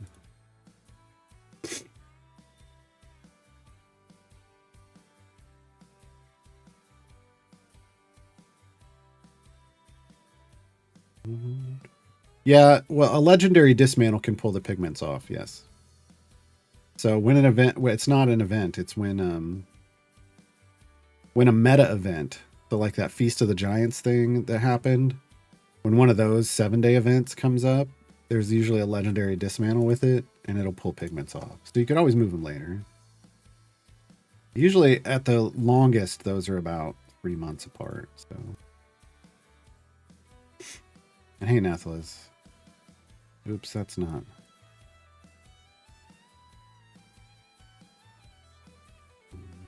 Not what I wanted to do. Yeah, but other than needing to swap Dragon Bait in for some tankiness there, we did just fine. What's the issue here? I don't know. Weird. Seems like things are going real slow. Oh, it's because they have to run away. Ugh. Some people got kind of upset in year one when you'd go into a tavern and you'd kill a bunch of like drunk tavern goers that were attacking you, and they were like, can't you just make them like run away or something? And so they did that, but then had interesting repercussions ever since. I don't feel comfortable killing just tavern goers. It's a video game. It's not. In your head, just assume you knocked him out. Just like in D&D, you can do non-fatal damage. You can hit somebody and just knock them unconscious. Think of it that way. No. No. Okay. Get out of there. That is not what happened. Do new variants of Word Corrupted? I hope not. They did some when they first released this, and then I think as a trial, and then I don't think we've ever seen them do that again. Sometimes, also sometimes events give corrupted gems, so that throws things off too.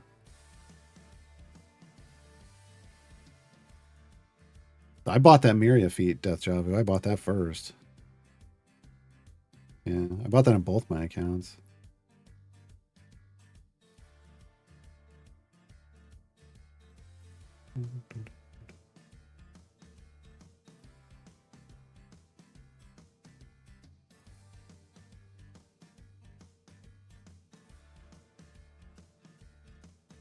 Yeah. Well, the tavern goers are just kind of drunk and confused, is I think was the idea. You know. But we'll slaughter a bunch of fuzzy foxes and rabbits and pixies, sure. I don't know. I don't know.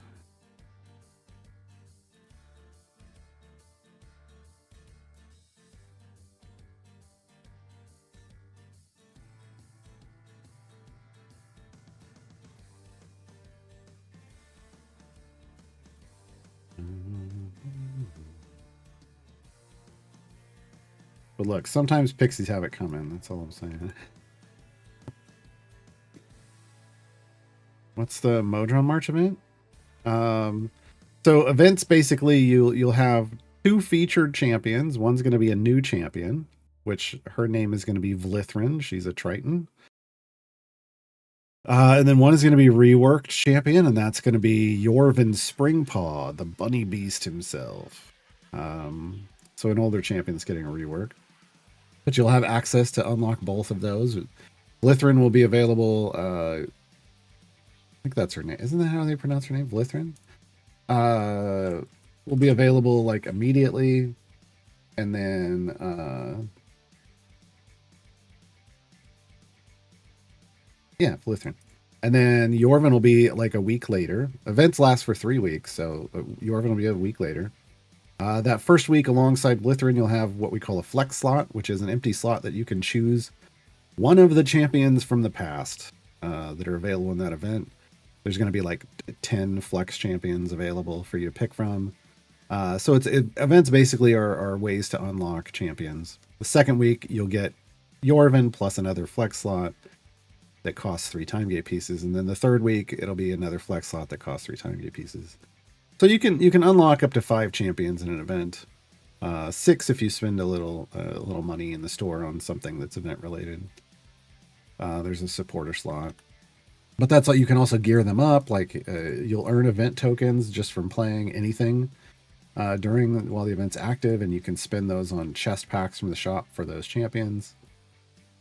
Yeah. If you want, if you want to kind of read up on, this is mostly accurate. Let me click there. With that guide I put in there, guide to event planning, that's got most of the mostly accurate information. I'd say most of it's, I have to go back through again. We're now a year into a new event system, so I probably should sit down and review that again to make sure it's saying what I want it to say, giving truly helpful information out.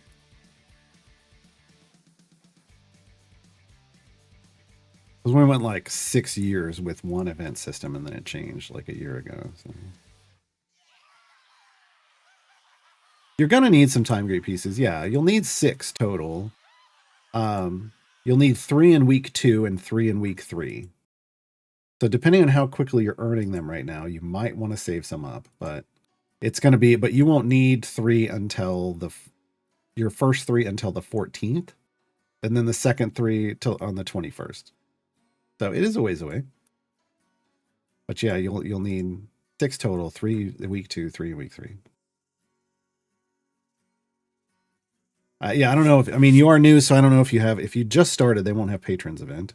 This is their first event. They literally just started the game, so they won't have patrons available probably.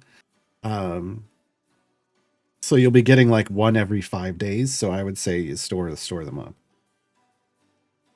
Yeah, but you should be working on kind of between now and then. My new player reference, that's the link I just put there. Will help you kind of get moving through the game and get you hopefully to the point where you're earning more time gate pieces fairly quickly. Between now and the time the event's over, you should be able to, following that guide, have more than enough time gate pieces to unlock the other 2 champions. So they have 2 time gate pieces and you're doing Mert. Oh, you have Mert already. I mean, that's fast. Okay. Or you're working on, I don't know. But yeah, that guide will help. How do bounty contracts work? I'm mostly signing them because the amount of gold. Yeah, the gold doesn't matter. It's just the event tokens. Yeah, they even say they have event. Oh, I don't have any. But they will tell you they drop event tokens. Not gonna get any out of this. I don't know why I came to open this to demonstrate, because they don't drop bounty contracts. But yeah, that's the big deal from bounty contracts, is that they give you event tokens, and you can use them right now. They will go into your currency tab like this, the event token. It says these will be converted into a currency for the next event. So when the next event starts, you'll just start off with however many you have. Some people like to hoard them and only use them in specific events. I'm a big proponent of, if you're new, you should just be burning them all every event until you know why you'd want to save them. Until then, you just need event token. You need as much gear as you can get for your champion. It's just, yeah. I still think for a long time, just using them all is the way to go. I still try to burn them all, pretty much every event, except for this last one. I was saving up for Briv, but that's the only time you really stockpile them.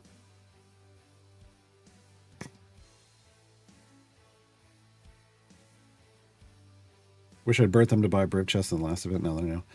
I mean, yeah, but yeah, it's fine. It's fine.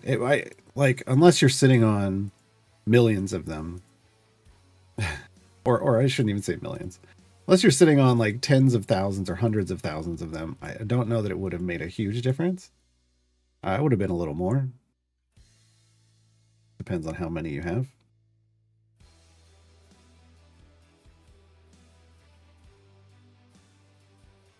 Yeah, I saved.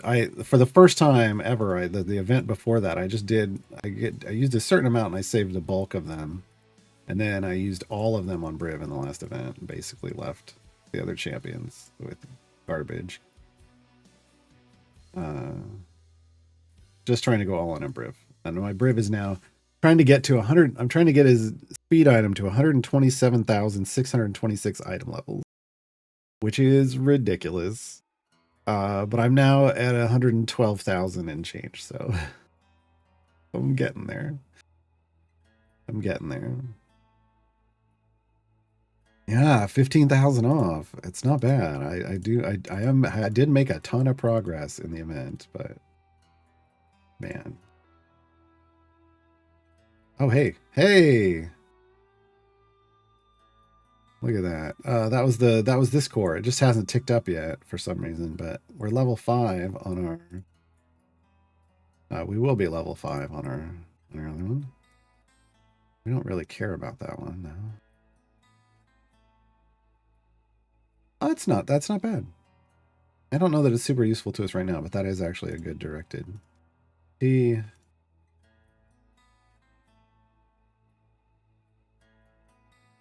I remember how many Briv chests I ended up with? No, I didn't. I didn't track that at all.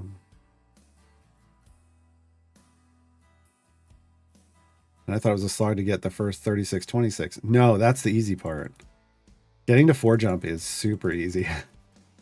I know it doesn't feel like it, but it's the easiest part of Briv you'll ever do. Like my Briv on this account is already guaranteed 1 jump, 44% chance to jump 2. Already. Just from that one event. That's ridiculous. Absolutely ridiculous. So, hey, it's all subjective, right? I mean, I understand the perspective of starting off and being like, oh, this is taking forever. I do. I'm doing it right now. Right? But man, it's wild. It's wild. But I kind of don't want to put anything else on my Briv right now because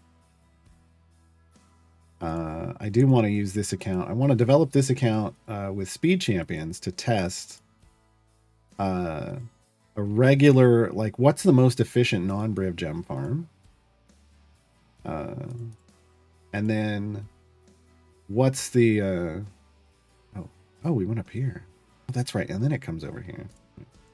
And then what's the, what's the percentage for Briv jumping that beats that nowadays? Because it used to be 140. It used to be guaranteed 1 and then 40% chance to skip 2. I don't feel like doesn't feel right. That feels off now. But I don't want, but that's just a feeling. I got a feeling. Just because of the some of the really efficient speed champions that have popped up. So until we actually do some experiments, create a hypothesis and test it, and adjust and adapt based off our learning, we won't know.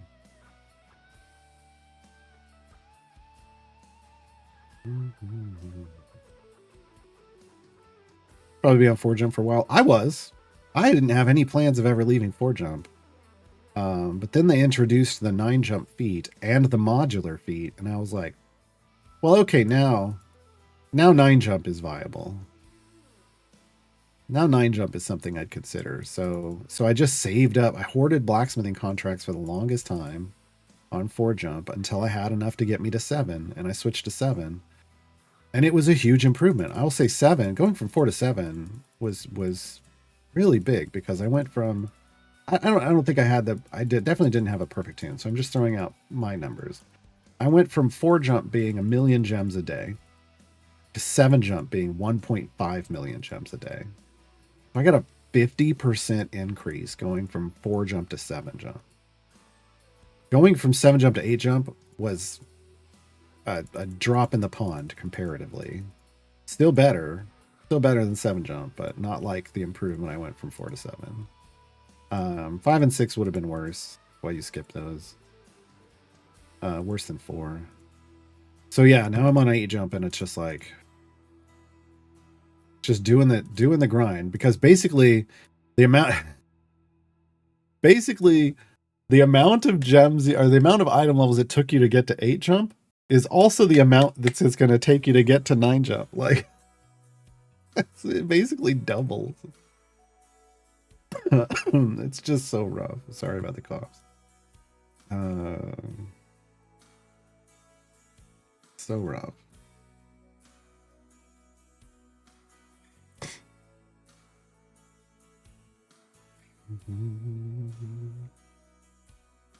Almost at 3, but I haven't figured out how to tune it right just yet. I mean, the 2-jump. I mean, if you're doing a variable number, if it's not a perfect 2 or a perfect 3, the tune is going to be imperfect. It'll never be amazing, because it's always going to be random, right? You just have to accept some randomness. That's why if you can get to a perfect 2, you can clean up a little better. And then if you stay perfect 2 and you don't do it until you get to perfect 3, that's a little better. Otherwise, you're accepting randomness, and it's fine. I did randomness all the way up to 4-jump. The influence needed for Merton Bajra's feats feels so far away. Yeah. That's why they're really not. Yeah. That's really for the beyond 4-jump. Right on.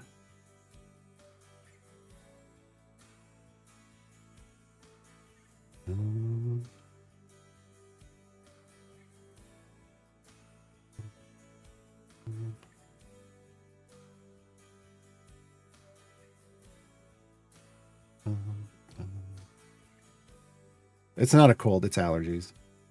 I constantly have allergies. It's a little worse today. We have a lot of thunderstorms moving through, so whenever we have those pressure systems, it just messes with my head. It makes my sinuses drain. I just have to deal with it. I mean, I could take things that dry my sinuses up, but that's like, I don't know. It doesn't make my life horrible, so I just grin and bear it, I guess.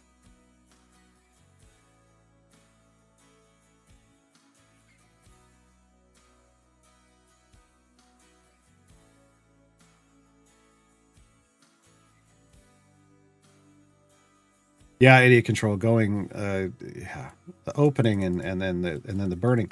The nice thing is the notary is now going to make the using of the contracts easier. Right? We were just talking about that earlier. I think you still buy chests. Until we find some more information out, I think you still buy chests. But I think the notary just makes the turning through the contract so much easier. I don't know that they had to do what they did with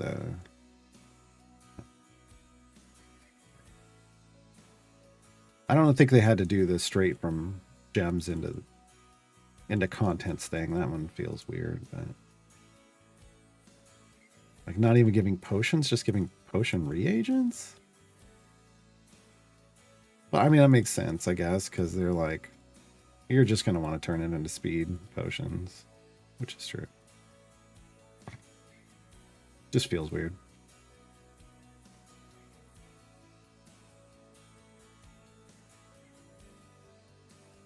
Just can't get it to work at all yet. I feel like there's a big gap between when the click kills end and when Briv starts attacking. Or starts stacking. So it spends a lot of time before it can stack and reason. Then you have too much damage in your formation. And you have to pull the damage out to get those numbers closer.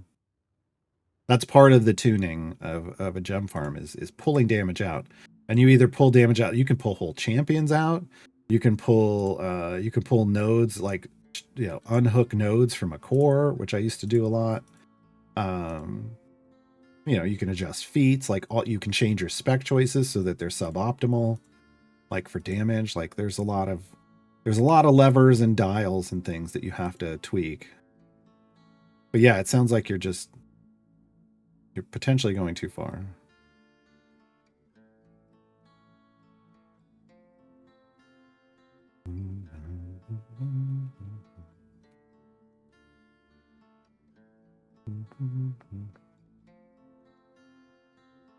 I hope it clears soon. I mean, it's spring in Oklahoma. It's tornado season. I don't. Probably not. Ask in July. When it's more officially summer. And I say that more officially because, man, I feel like more often than not when I was a kid growing up, and even now, it rains on 4th of July.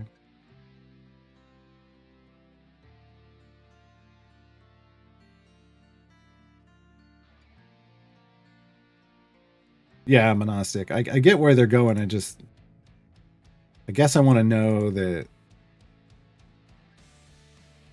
I want to know that the numbers are all right, and we're still missing like an important piece, which I'm going to ask because nobody said that they've gotten that answer yet. But I really want to know that shiny thing. I really want to answer to my shiny question.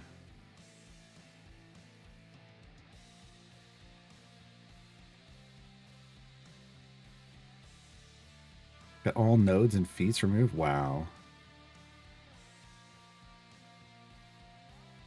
Yeah, then you probably need. Okay, so then either you need more favor to get to a higher, like to click further,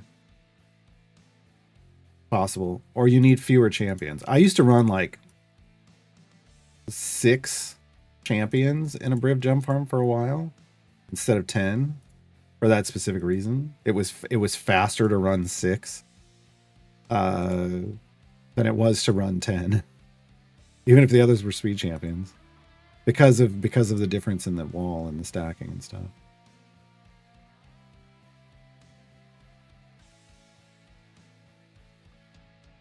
But yeah, building an imperfect party so that positionals aren't hitting correctly and spec choices are bad and stuff like that is one of the other things. Again, I think that's one of the things we'll have to do in this account. I think is at some point I'll have to work on it in the background.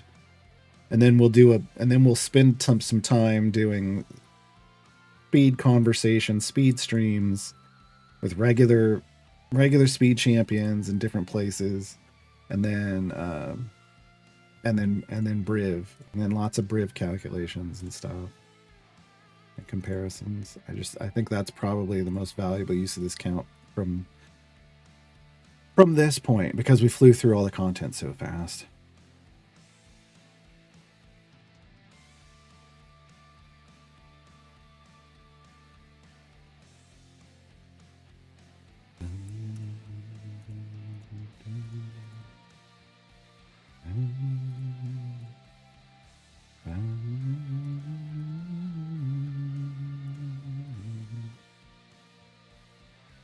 Yeah, I mean, yeah, it's just the thing about Briv is you got to teach people the general stuff, and then they've got to be able to then take it from there.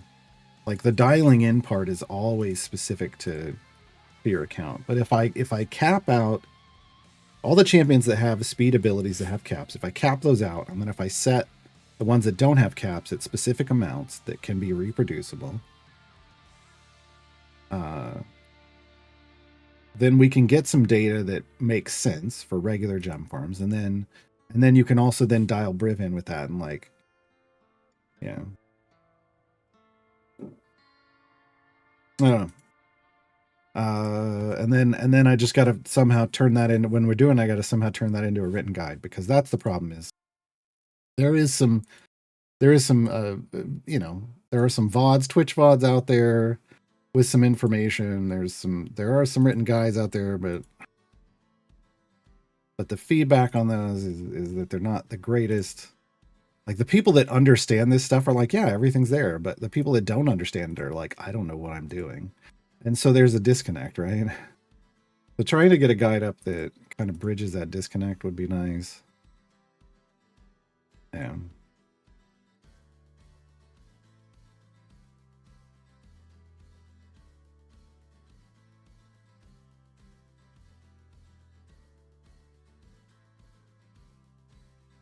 On YouTube, I believe you showed a formation that was Briv, Dragon Bait, and Shandy to show extra damage spikes when stacked on 100. Yeah. Yeah. Because Dragon Bait is a ramper. Like, he's specific. Well, he's the enrage switch, which is usually is in these formations. Doesn't have to be. It's just he's one of the ones that makes it easy, right? But Shandy's a ramper. So the more enemies she's hitting with her explosive arrow, the bigger her buff gets. So the two of those are what help get you to the damage you need once you hit 100 enemies, right? Because Dragon Bait's buff doesn't even have a buff for one of his buffs until you hit 100 enemies. All right. Hey, John was listening, or somebody was listening. I was like, all right, fine. I'll go answer one of Garawar's tickets. All right, I'm going to 450 now. Can we do that with just 15 minutes of speed? I hit escape to close this. Why doesn't that work anymore? So annoying.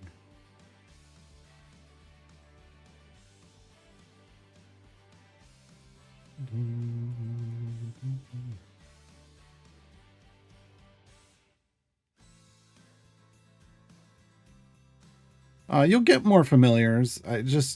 Orden, it's just like, never spend more than like 5 days trying to save up for a familiar, or for anything really. In my opinion, there's a lot of grinding. And alternate, save up for something, and then for a few days buy lots of gold chests, and then save up for something, and then buy lots of gold chests. Like, it's a good way. Just make sure you always got speed potions is the big deal, in my opinion. And I don't save up for things if I'm doing event stuff or patron stuff. I only save up if I'm doing regular storyline stuff like this, because this is where you make more gems because you're getting these big gem rewards at the end. It matters. Suppose you could start with literally just Briv as a baseline, then add more champs to demonstrating how it changes. I don't know. We gotta figure that out, right? Again, I think you start with you start just teaching how speed formations work and what a gem farm looks like, because a lot of people don't understand. And then you go from there. I think we'll also probably need to test Lae'zel and the absolute adversaries versus, like, where does a full speed farm beat out Lae'zel and some absolute adversaries, like some tadpoles. I think that's going to have to be a test as well, because the upside of doing that, if you like that setup, is that it's a pushing formation. It just happens to go fast as well.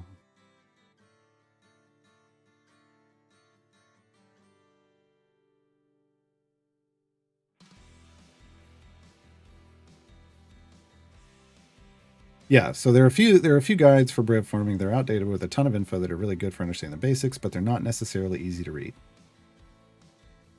That's the thing. That's the thing. Presentation does matter. Right? Yeah. And if you're missing kind of a foundational piece of information that you just assume everybody has, that's problematic too.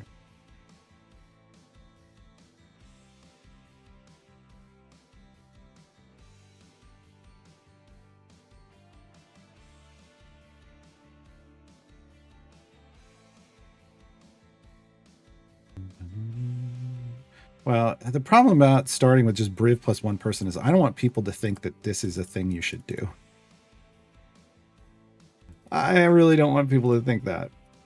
So I think I would just rather say here's a minimum requirement. You need Briv, Shocker. You need the Enraged champion, which Dragon Bait.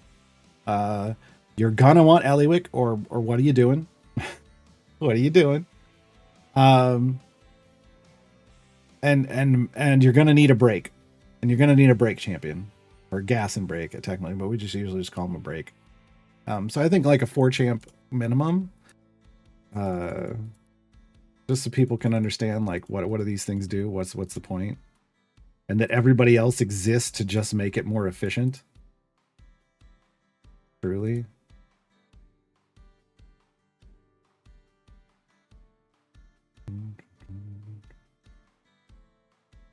Rate of ramping is one of the things to tune. Ramp too fast and you go through too many. I don't understand too many levels for each of the one you can stack on. I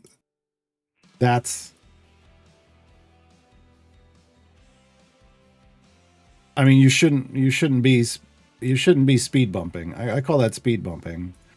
Where you hit a level and you speed. Well, here's the problem: is Eliwick introduces randomness that forces you to speed bump, but I don't do the whole grind to a halt, like, and not have a break champion at all. The break champion is supposed to stop you on your landing zone, period, and you shouldn't go any further.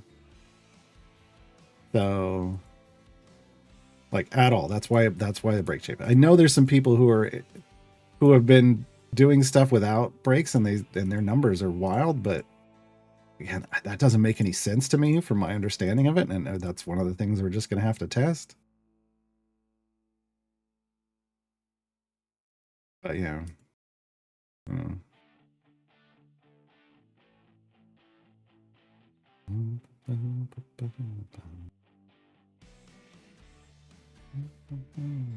If they're the champions that could take Dragon Bait spot, I mean, maybe, but I don't know. We're gonna have to figure that out. Basically, what you need is somebody who is a tank that has a buff, or any champion that has a buff that only triggers when the enrage counter kicks in, can take that spot. I would need to review all 148 champions to know. Can't tell you off the top of my head.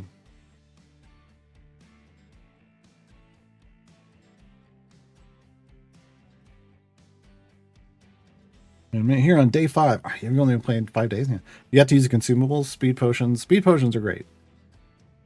I mean, speed potions are one of the things that's making it look like we're flying through this as quickly as we are.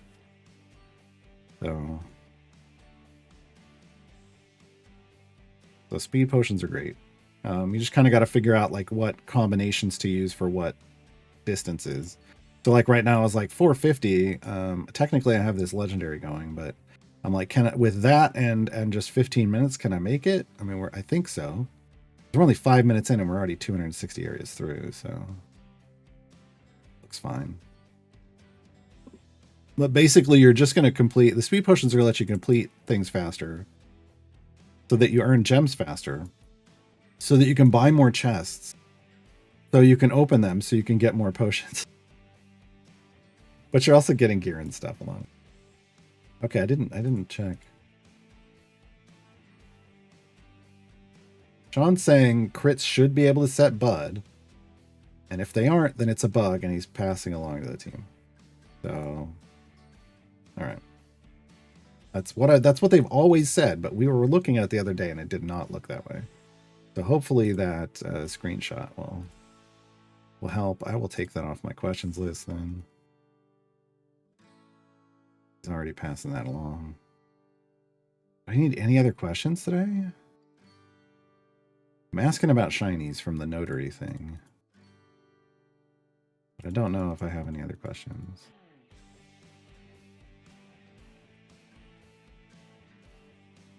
I have a question.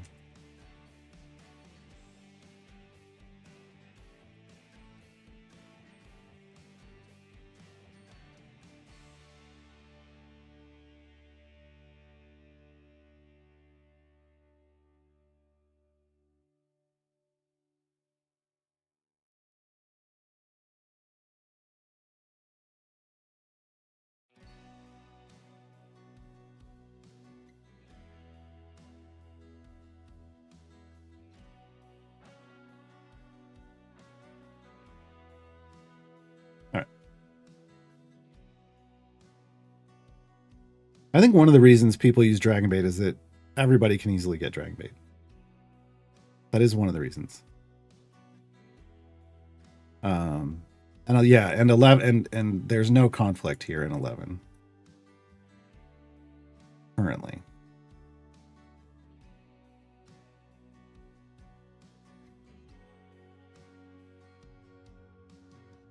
Putting your wall too high. He's what lets you Dragon Bait's what lets you slam to a stop instead of like going do do do do do do do do and then stopping. Hey Toy, we were talking a bit of Briv. We were talking about like what to do with this account now that we've basically blown through the first part of the game, like in less than 30 days of gameplay. And I was saying that it's probably it's in a position to be good test fodder for gem farming, and that obviously that includes Briv. See any accept links to YouTube for video documentation for a bug? I mean, I send links to screenshots and sometimes links to VODs from these streams, so I don't see why not. Yeah. Just make sure you're referencing, like, describe what it is they're supposed to be seeing in the video. I try to make sure I describe, like, I included a picture, but otherwise, like, the picture doesn't mean anything unless I tell them what it is that the picture's showing in the text of the ticket, right? Like, if you just one of the big jokes of support is for video games is, you know, you'll get a bug report in, and the topic of the bug report is fix it, all caps with like 7 exclamation points. And then there's just a screenshot, but there's no explanation of what's broken, and there's no way to know from the screenshot what's broken. So it's just like, okay, we'll look into that, and then you just move on because they didn't give you any information. It's just like, well, closed. Like, you got nothing, you know, because in most cases when you submit tickets, this is the first game I think I've ever played where when you submit a bug report, they reply back to you. Because usually bug reports are fire and forget. Whereas support tickets are usually for like issues with your account and the shop that, you know, as opposed to bugs with the game. So it's nice here that you can have conversations. But that's not a thing that happens with other games, usually.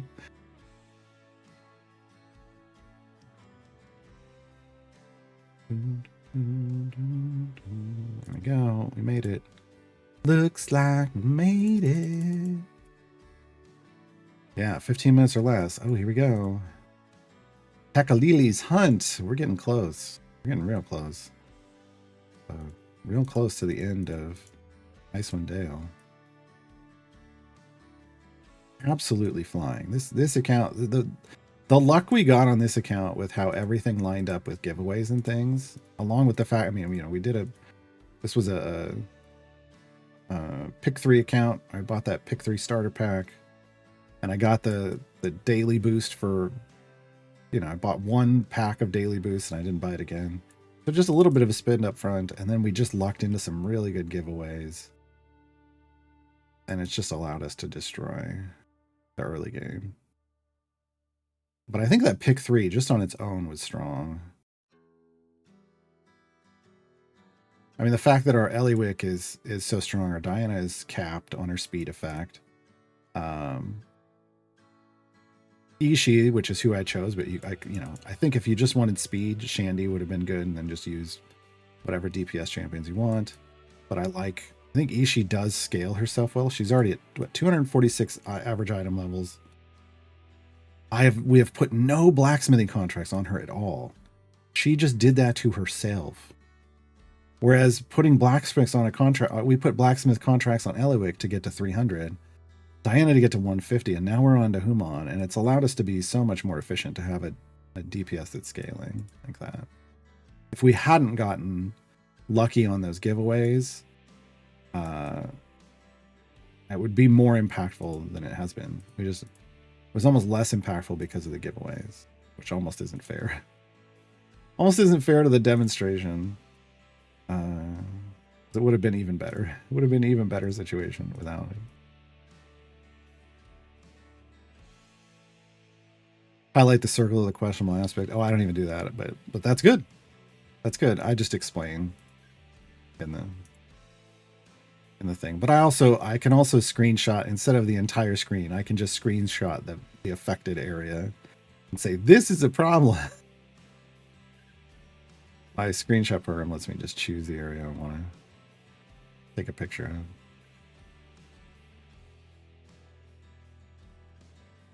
The champion summon scrolls are strong if you can afford them. Yeah, I mean, and that was the thing. I chose. I was like, I'm gonna spend a little money, and get the 3x, which is the $25 pack, and then I spent $5 on the daily boost. So I spent $30 on this account. But I've gotten so much stuff for free, just from the giveaways. So we ended up with way more power because of the giveaways.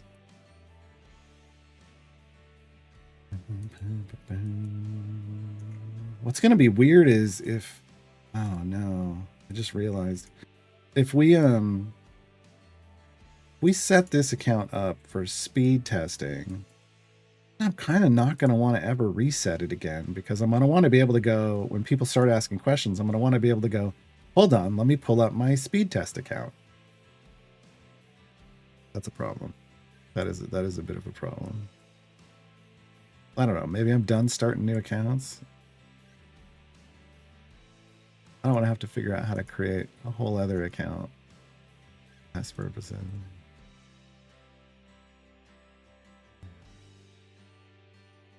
I don't know.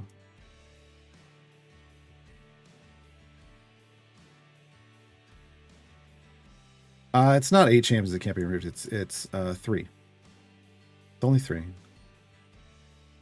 Or it should only be 3. Oh, wait. Hold on. With that giveaway, is it always going to... Oh, you might be right. I think it'd be 6? No, 7. So we doubled up on Carlock. But I thought it only kept the out of game freebie and not the in game freebie, but I could totally be wrong. Yeah, I don't know. Again, I don't think it's going to matter at this point, because I think I'll probably just park it as a speed test account. After 7.5 years of doing this, I think I've got a pretty good grasp on how changes affect the early game. I knew the Apothecary was going to be a super positive change. I knew the 3x champion scrolls was going to be huge for starting off. I knew that. We just proved it. But I mean, my gut told me that based off all of my experience.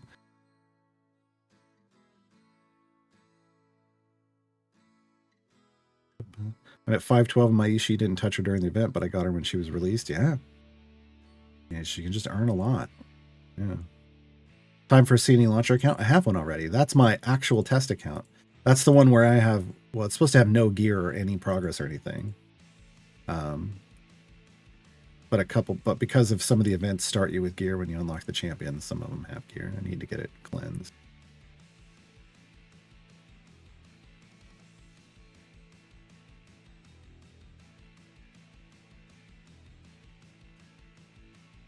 But it's not about topping an account run. These aren't like speed runs. I've never tried to speed run. This is the closest thing to a speed run that we've ever done. Which is ironic because I did a run last year or 2 years ago where I focused on just 100% focused on speed champions. But this run went faster.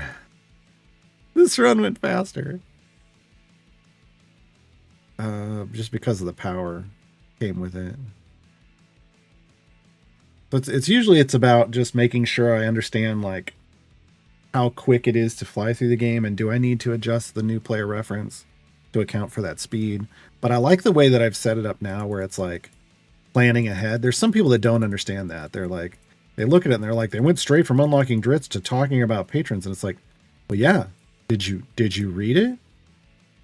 Did it say immediately go do this? No, it says, hey, you need to start thinking about this now. It didn't say, hey, this is the next thing you do, but you know, reading comprehension, I guess, is a problem. But I can't fix that. Right? No matter what, nothing I can do with a guy can fix a person's reading comprehension.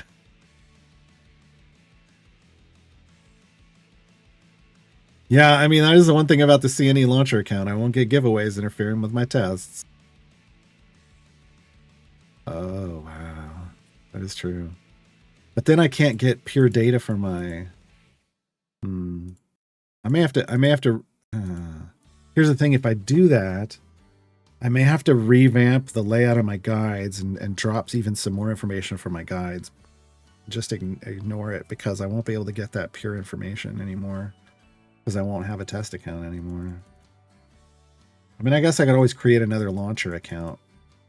I could create a separate launcher account with a different email address. That's super annoying. But I could.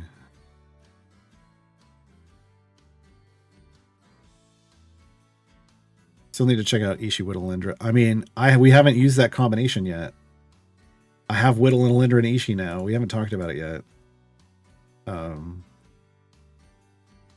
I think it's because we haven't geared up Whittle yet. Lindra's got 106 average item levels. Whittle's got 5, right? You do need some item levels and some gear. But we have the important stuff. You know, we got Vampiric Gaze, but we got Vampiric Gaze. We got Tasty Friends for speed. Vampiric Gaze is one of them. It's really more. I think it's really more Lindra's Heroes of the Plains one, which we did get. Yeah, we'll have to test it out.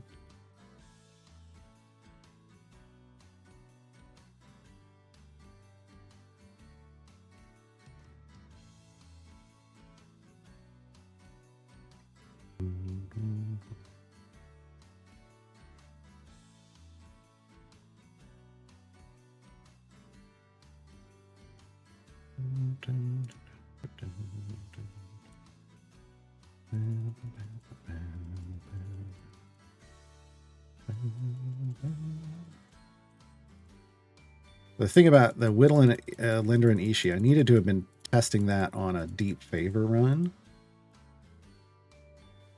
Because it's at the end of the run that she gets that power. It's not going to matter on the way up. It's really only going to start triggering at the top. And then we'll have to pause the speed potions. Because speed potions actually break her ability to ramp correctly. Which is super annoying. But it's not the first time we've suspected that speed potions break the game. It's just the first time we legitimately proved it reliably.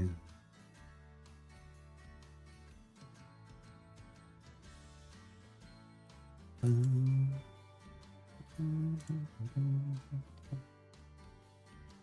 wonder I didn't see the benefit of Lindra. Yeah, it's... Because what Whittle and Lindra does is it makes you attack at animation speed. But if there aren't any enemies to attack, you're not getting all the attacks you could get. So you have to have a buildup of enemies. They can't be dying instantly. That only happens near your ball. And you have to turn off, and you have to pause the speed effects. I think it basically cut it in half. It cut the result of the stack total in half with speed potions on. Which is ridiculous when you're talking about a multiplicatively stacking ability.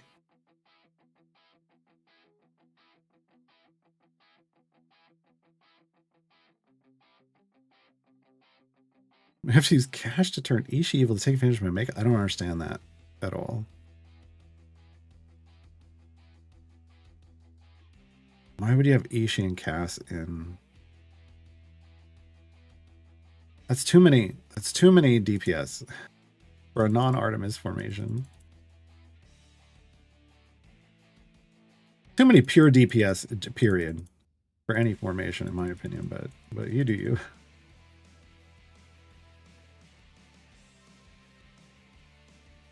I figured it was because Fire Breath Potion plus 5 to 6 minutes is equivalent to a much faster attack speed. You don't want, like, if you're trying to get max damage out of Ishii, you take your familiars off the field to get that max bud spike. Then you can put them back on and ride the wave. But usually you're doing that at a point where the fire breath potions aren't killing anything anyway. That's allowing the enemies to build up. You pause your speed potions. You let Ishii ramp her stacks up through the roof. Because it's going to cap her at basically 0.75 attacks, or 0.75 attack speed. So you're going to get 88 to 90 attacks, stacks of attack on her faster, harder, stronger. And that's ridiculous compared to like 44, 45 if you have the speed potion on.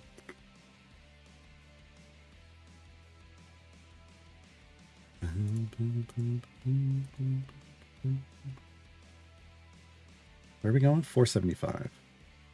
How much time we got? Oh, plenty. Wow. So much time left. All right. We can go 450 areas in 8 minutes. What? Okay. I'm here for it. This is great. I should have used smaller potions. We need some small fire breath potions.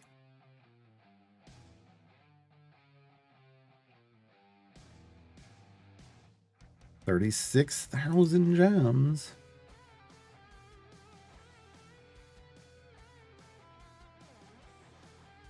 Hey, small speed, small fire breath. We'll take it.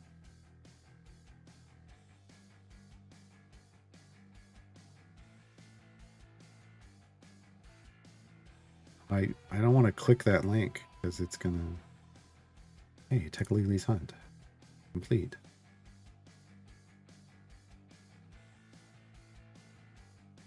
The Rite of the Arcane Octad. Some of the names are just, yeah, all right.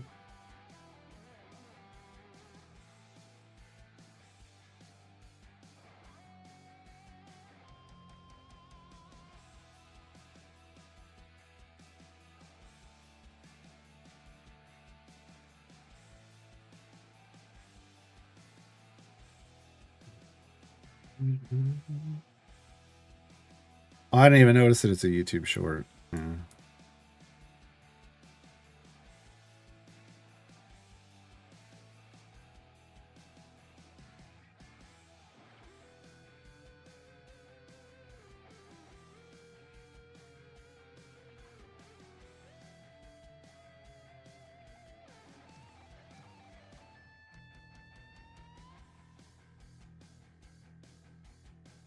I remember back when I started making guides, I would look up other people's guides for reference.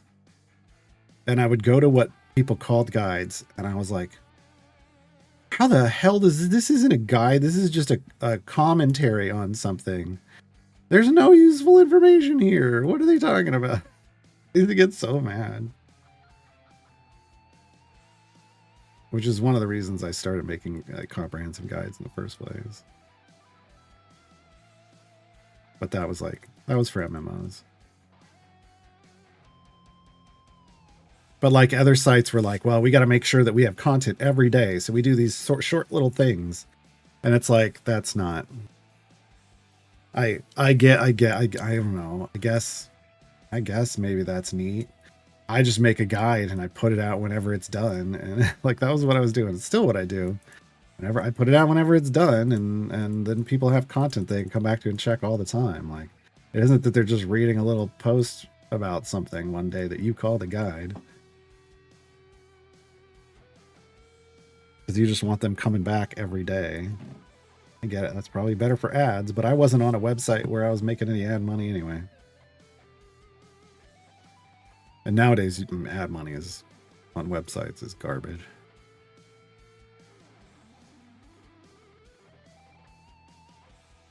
I had some sites when I was making fan sites. I had some sites that got some solid traffic, and ad money was not a thing really.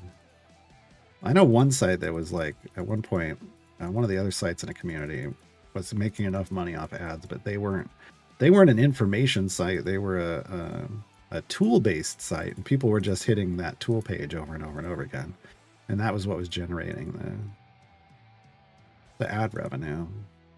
It wasn't that they were actually posting anything like was informative. People were just using tools for something, which is, it's one of those things. Like, that's why I kind of stopped making those sites, because that kind of site is going to get a lot of traffic, and more than information sites, which is unfortunate.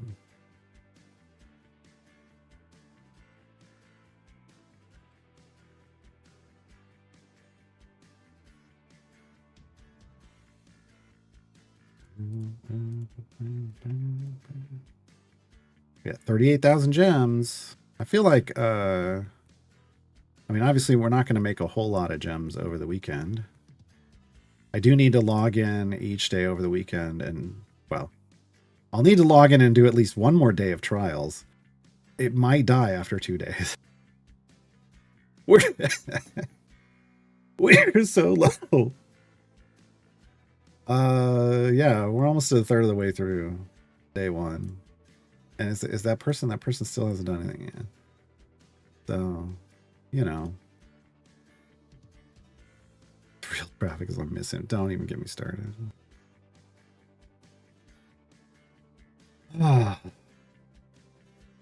You're expecting reading comprehension in this economy? It's not even in this economy. I know where you're going, but I just want to point out.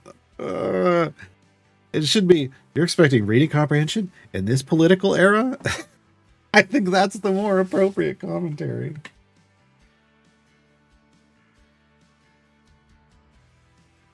Yeah. No, I think in this economy is like, you got to pay attention. You expect people to pay attention in this economy? Oh, it's funny because it's true.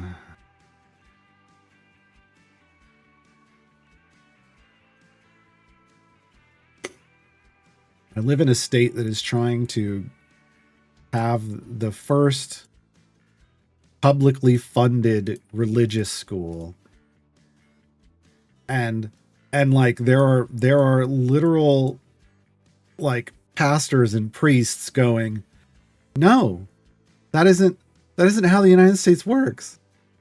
We don't want this. And the politicians are like, no, this allows people to have choice and blah blah blah. And it's like, like, you don't, it just proves that they don't actually care. They're not listening to anyone that knows anything.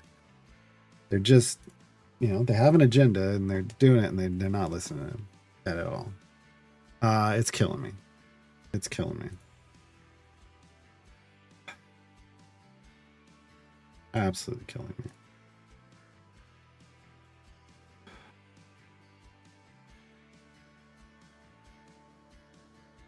Yeah, separation of what again? Money from your wallet. That's that. This. Yeah, we're in the political era of separation of your money from your wallet.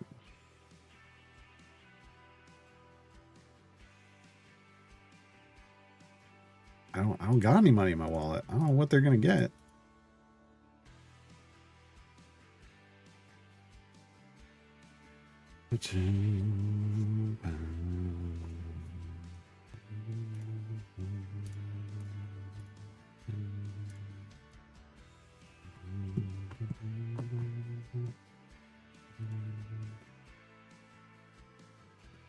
I mean, there's even separation of church and state and idol champions, right? We got blessings and of the gods and their favor over here, and we got patrons and influence over here. They're not connected at all.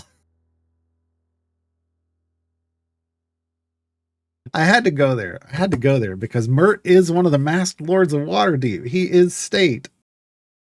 Vajra is the Blackstaff. He is state. Strahd is the ruler of Barovia. He is state, right? Zariel is the ruler of Avernus. She is state. Separation of church and state.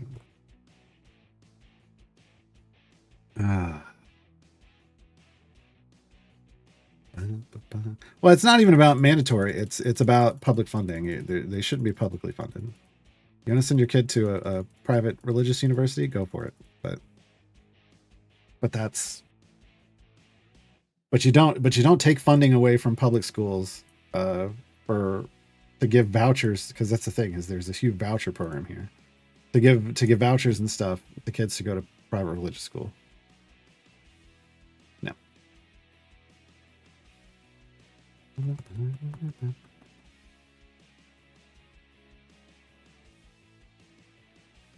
Yeah, I don't. Yeah, everything political lately, it just makes me upset. So I don't want to get too into this. It was just a funny comment. Just trying to make a comment on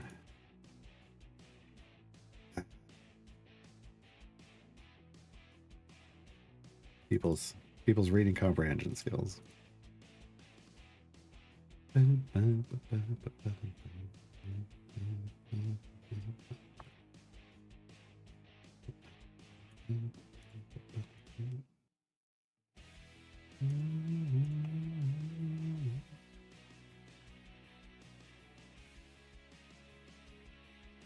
Oh, I need to come up with a chess code for this weekend's stream.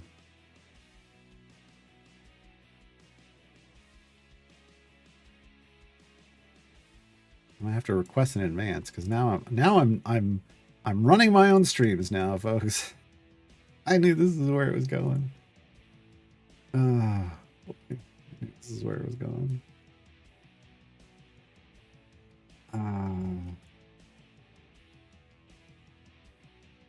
I'm still gonna keep my questions doc, but there's not gonna be anybody putting questions in it.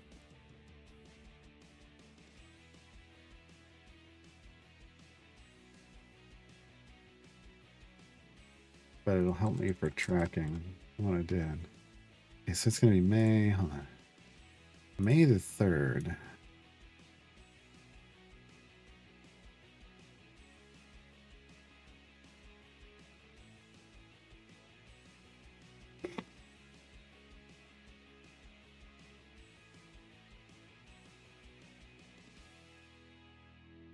Oh God.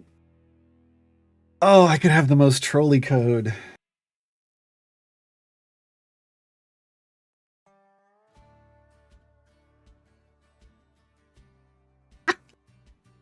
I could have the most trolly code ever. I don't know if that's a good idea for an unmoderated, well, not unmoderated, a self-moderated Artemis stream.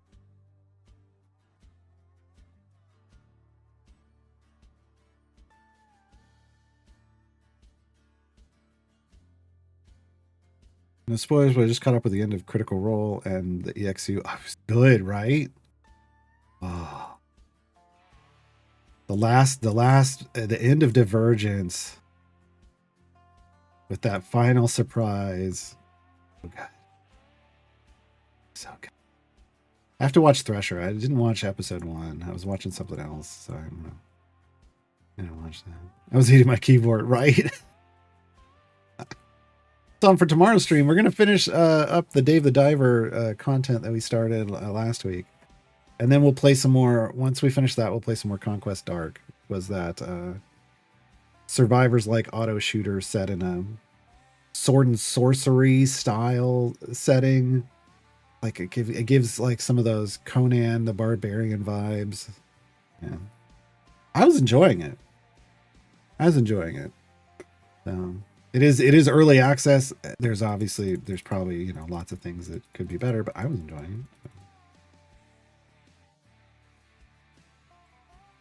That is a hashtag sponsored, not sponsored. It's a hashtag key provided. They sent me the key for free, so.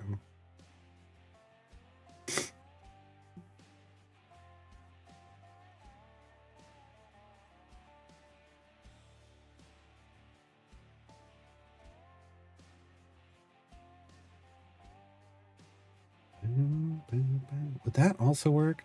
So what I try to do is I try to do 16-digit codes when I'm creating them myself. Let me see.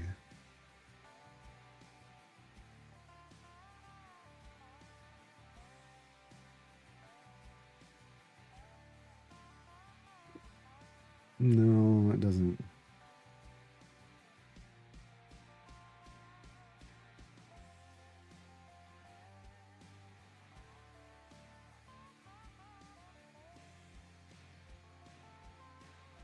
Sick.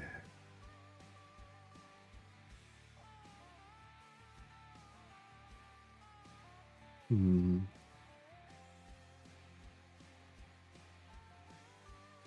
I wish I could make it my save formations. Dang it. It's one off.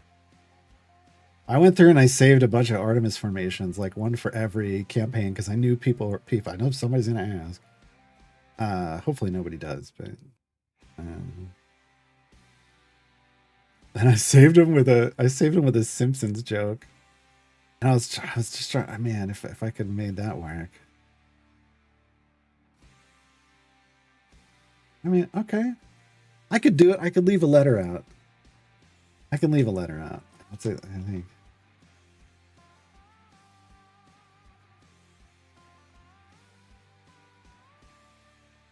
I think that's. I think that's better than the trolley one. I mean, it's still kind of trolly, but it's not as trolly as the other one. The other one would have. The other one would have been a lie that it was just to troll people.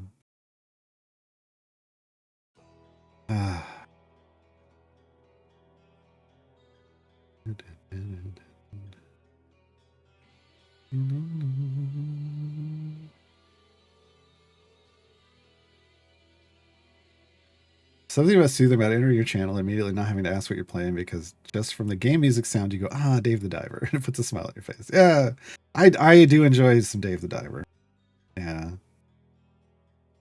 I do. I love every chance we get to dive back into Dave's deep blue hole.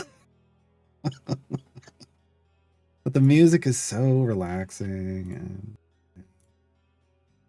Dave's just fun. Hey, are we supposed to be doing this, you guys? I don't know. They say they're saving the environment, but they're killing dolphins. Is that a good idea? All right, we're gonna start one last. Oh no, I don't have any. Oh no.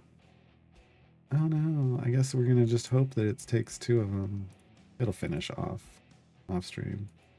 Because we only got like 3 minutes left, so we didn't get it all the way to the end of Icewind Dale today, but fine. We raced through. I mean, we're almost there. We are truly almost there. We're like maybe one away or something. The mumbling running commentary for Dave Man Afternoon. That's the thing about Dave, Jules, is if you didn't see, you weren't around when I originally played Dave the Diver. If you enjoy that, you should probably hit up, whenever you can. I have a YouTube playlist full of our original Dave the Diver playthrough. When I decided I was going to voice Dave, and I don't know if my voice is the same. I am not a professional voice actor. We try to get. He's got a little bit of a slow dopey thing, but it's always it's running social commentary the whole time. I don't think that's how businesses are supposed to work, Poncho. Poncho, stop blowing on it. That's against the health code violation. Oh my god. You're spitting on it. Nobody wants to eat sushi that you spit on. Dave's great. Ah, Dave is great. They've got a whole other DLC coming for Dave, an actual DLC, like expansion. Dave the Diver into the Jungle. And I am so looking forward to that. They have done so much support for Dave the Diver.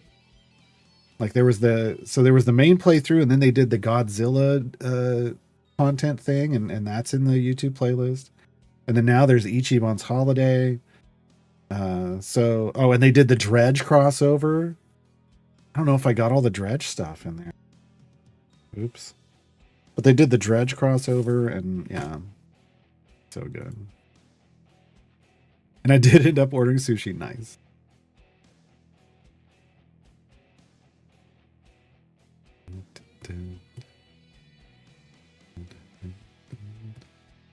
Dave is a treasure. I'm telling you, like, let me voice Dave the Diver. Give Dave the Diver an actual voice. Let me do it. Let me do it. The problem is I don't say what Dave says. I say what Dave's. I feel like I say what Dave's thinking instead of what Dave is saying. I'm Dave's inner monologue. I think that's what it comes down to. All right, CNE Games is live. They're doing their countdown. They're doing their countdown. We're gonna go raid them. So yeah, tomorrow more Dave the Diver. I don't know how much Dave the Diver. I was just trying to play through whatever the new, like we played some. Oh, because they had the Balatro crossover. We were playing Balatro. So we'll finish whatever the new content is for Dave, and then we'll play some Conquest Dark. Yeah, and we're gonna blow through this. This is not gonna be a problem. We haven't even had to switch to a pushing party, folks. The closest we came was having to add a tank. So we're gonna be fine, and we're at 40,000 gems. So we'll get that feat probably on Monday. Thanks for hanging out. Oh, let me hit the raid command. Forgot about that part. There we go. Yeah, I never played it. I specifically stayed away from Balatro because everybody was like, "This game is addicting." I was like, "I don't need another addiction." but from playing a little bit of it, I was like, "I get it. Maybe I do. Maybe I do need a little Balatro. I don't know. Maybe I need a little Balatro in my life." All right, bye everybody. Thanks for hanging out.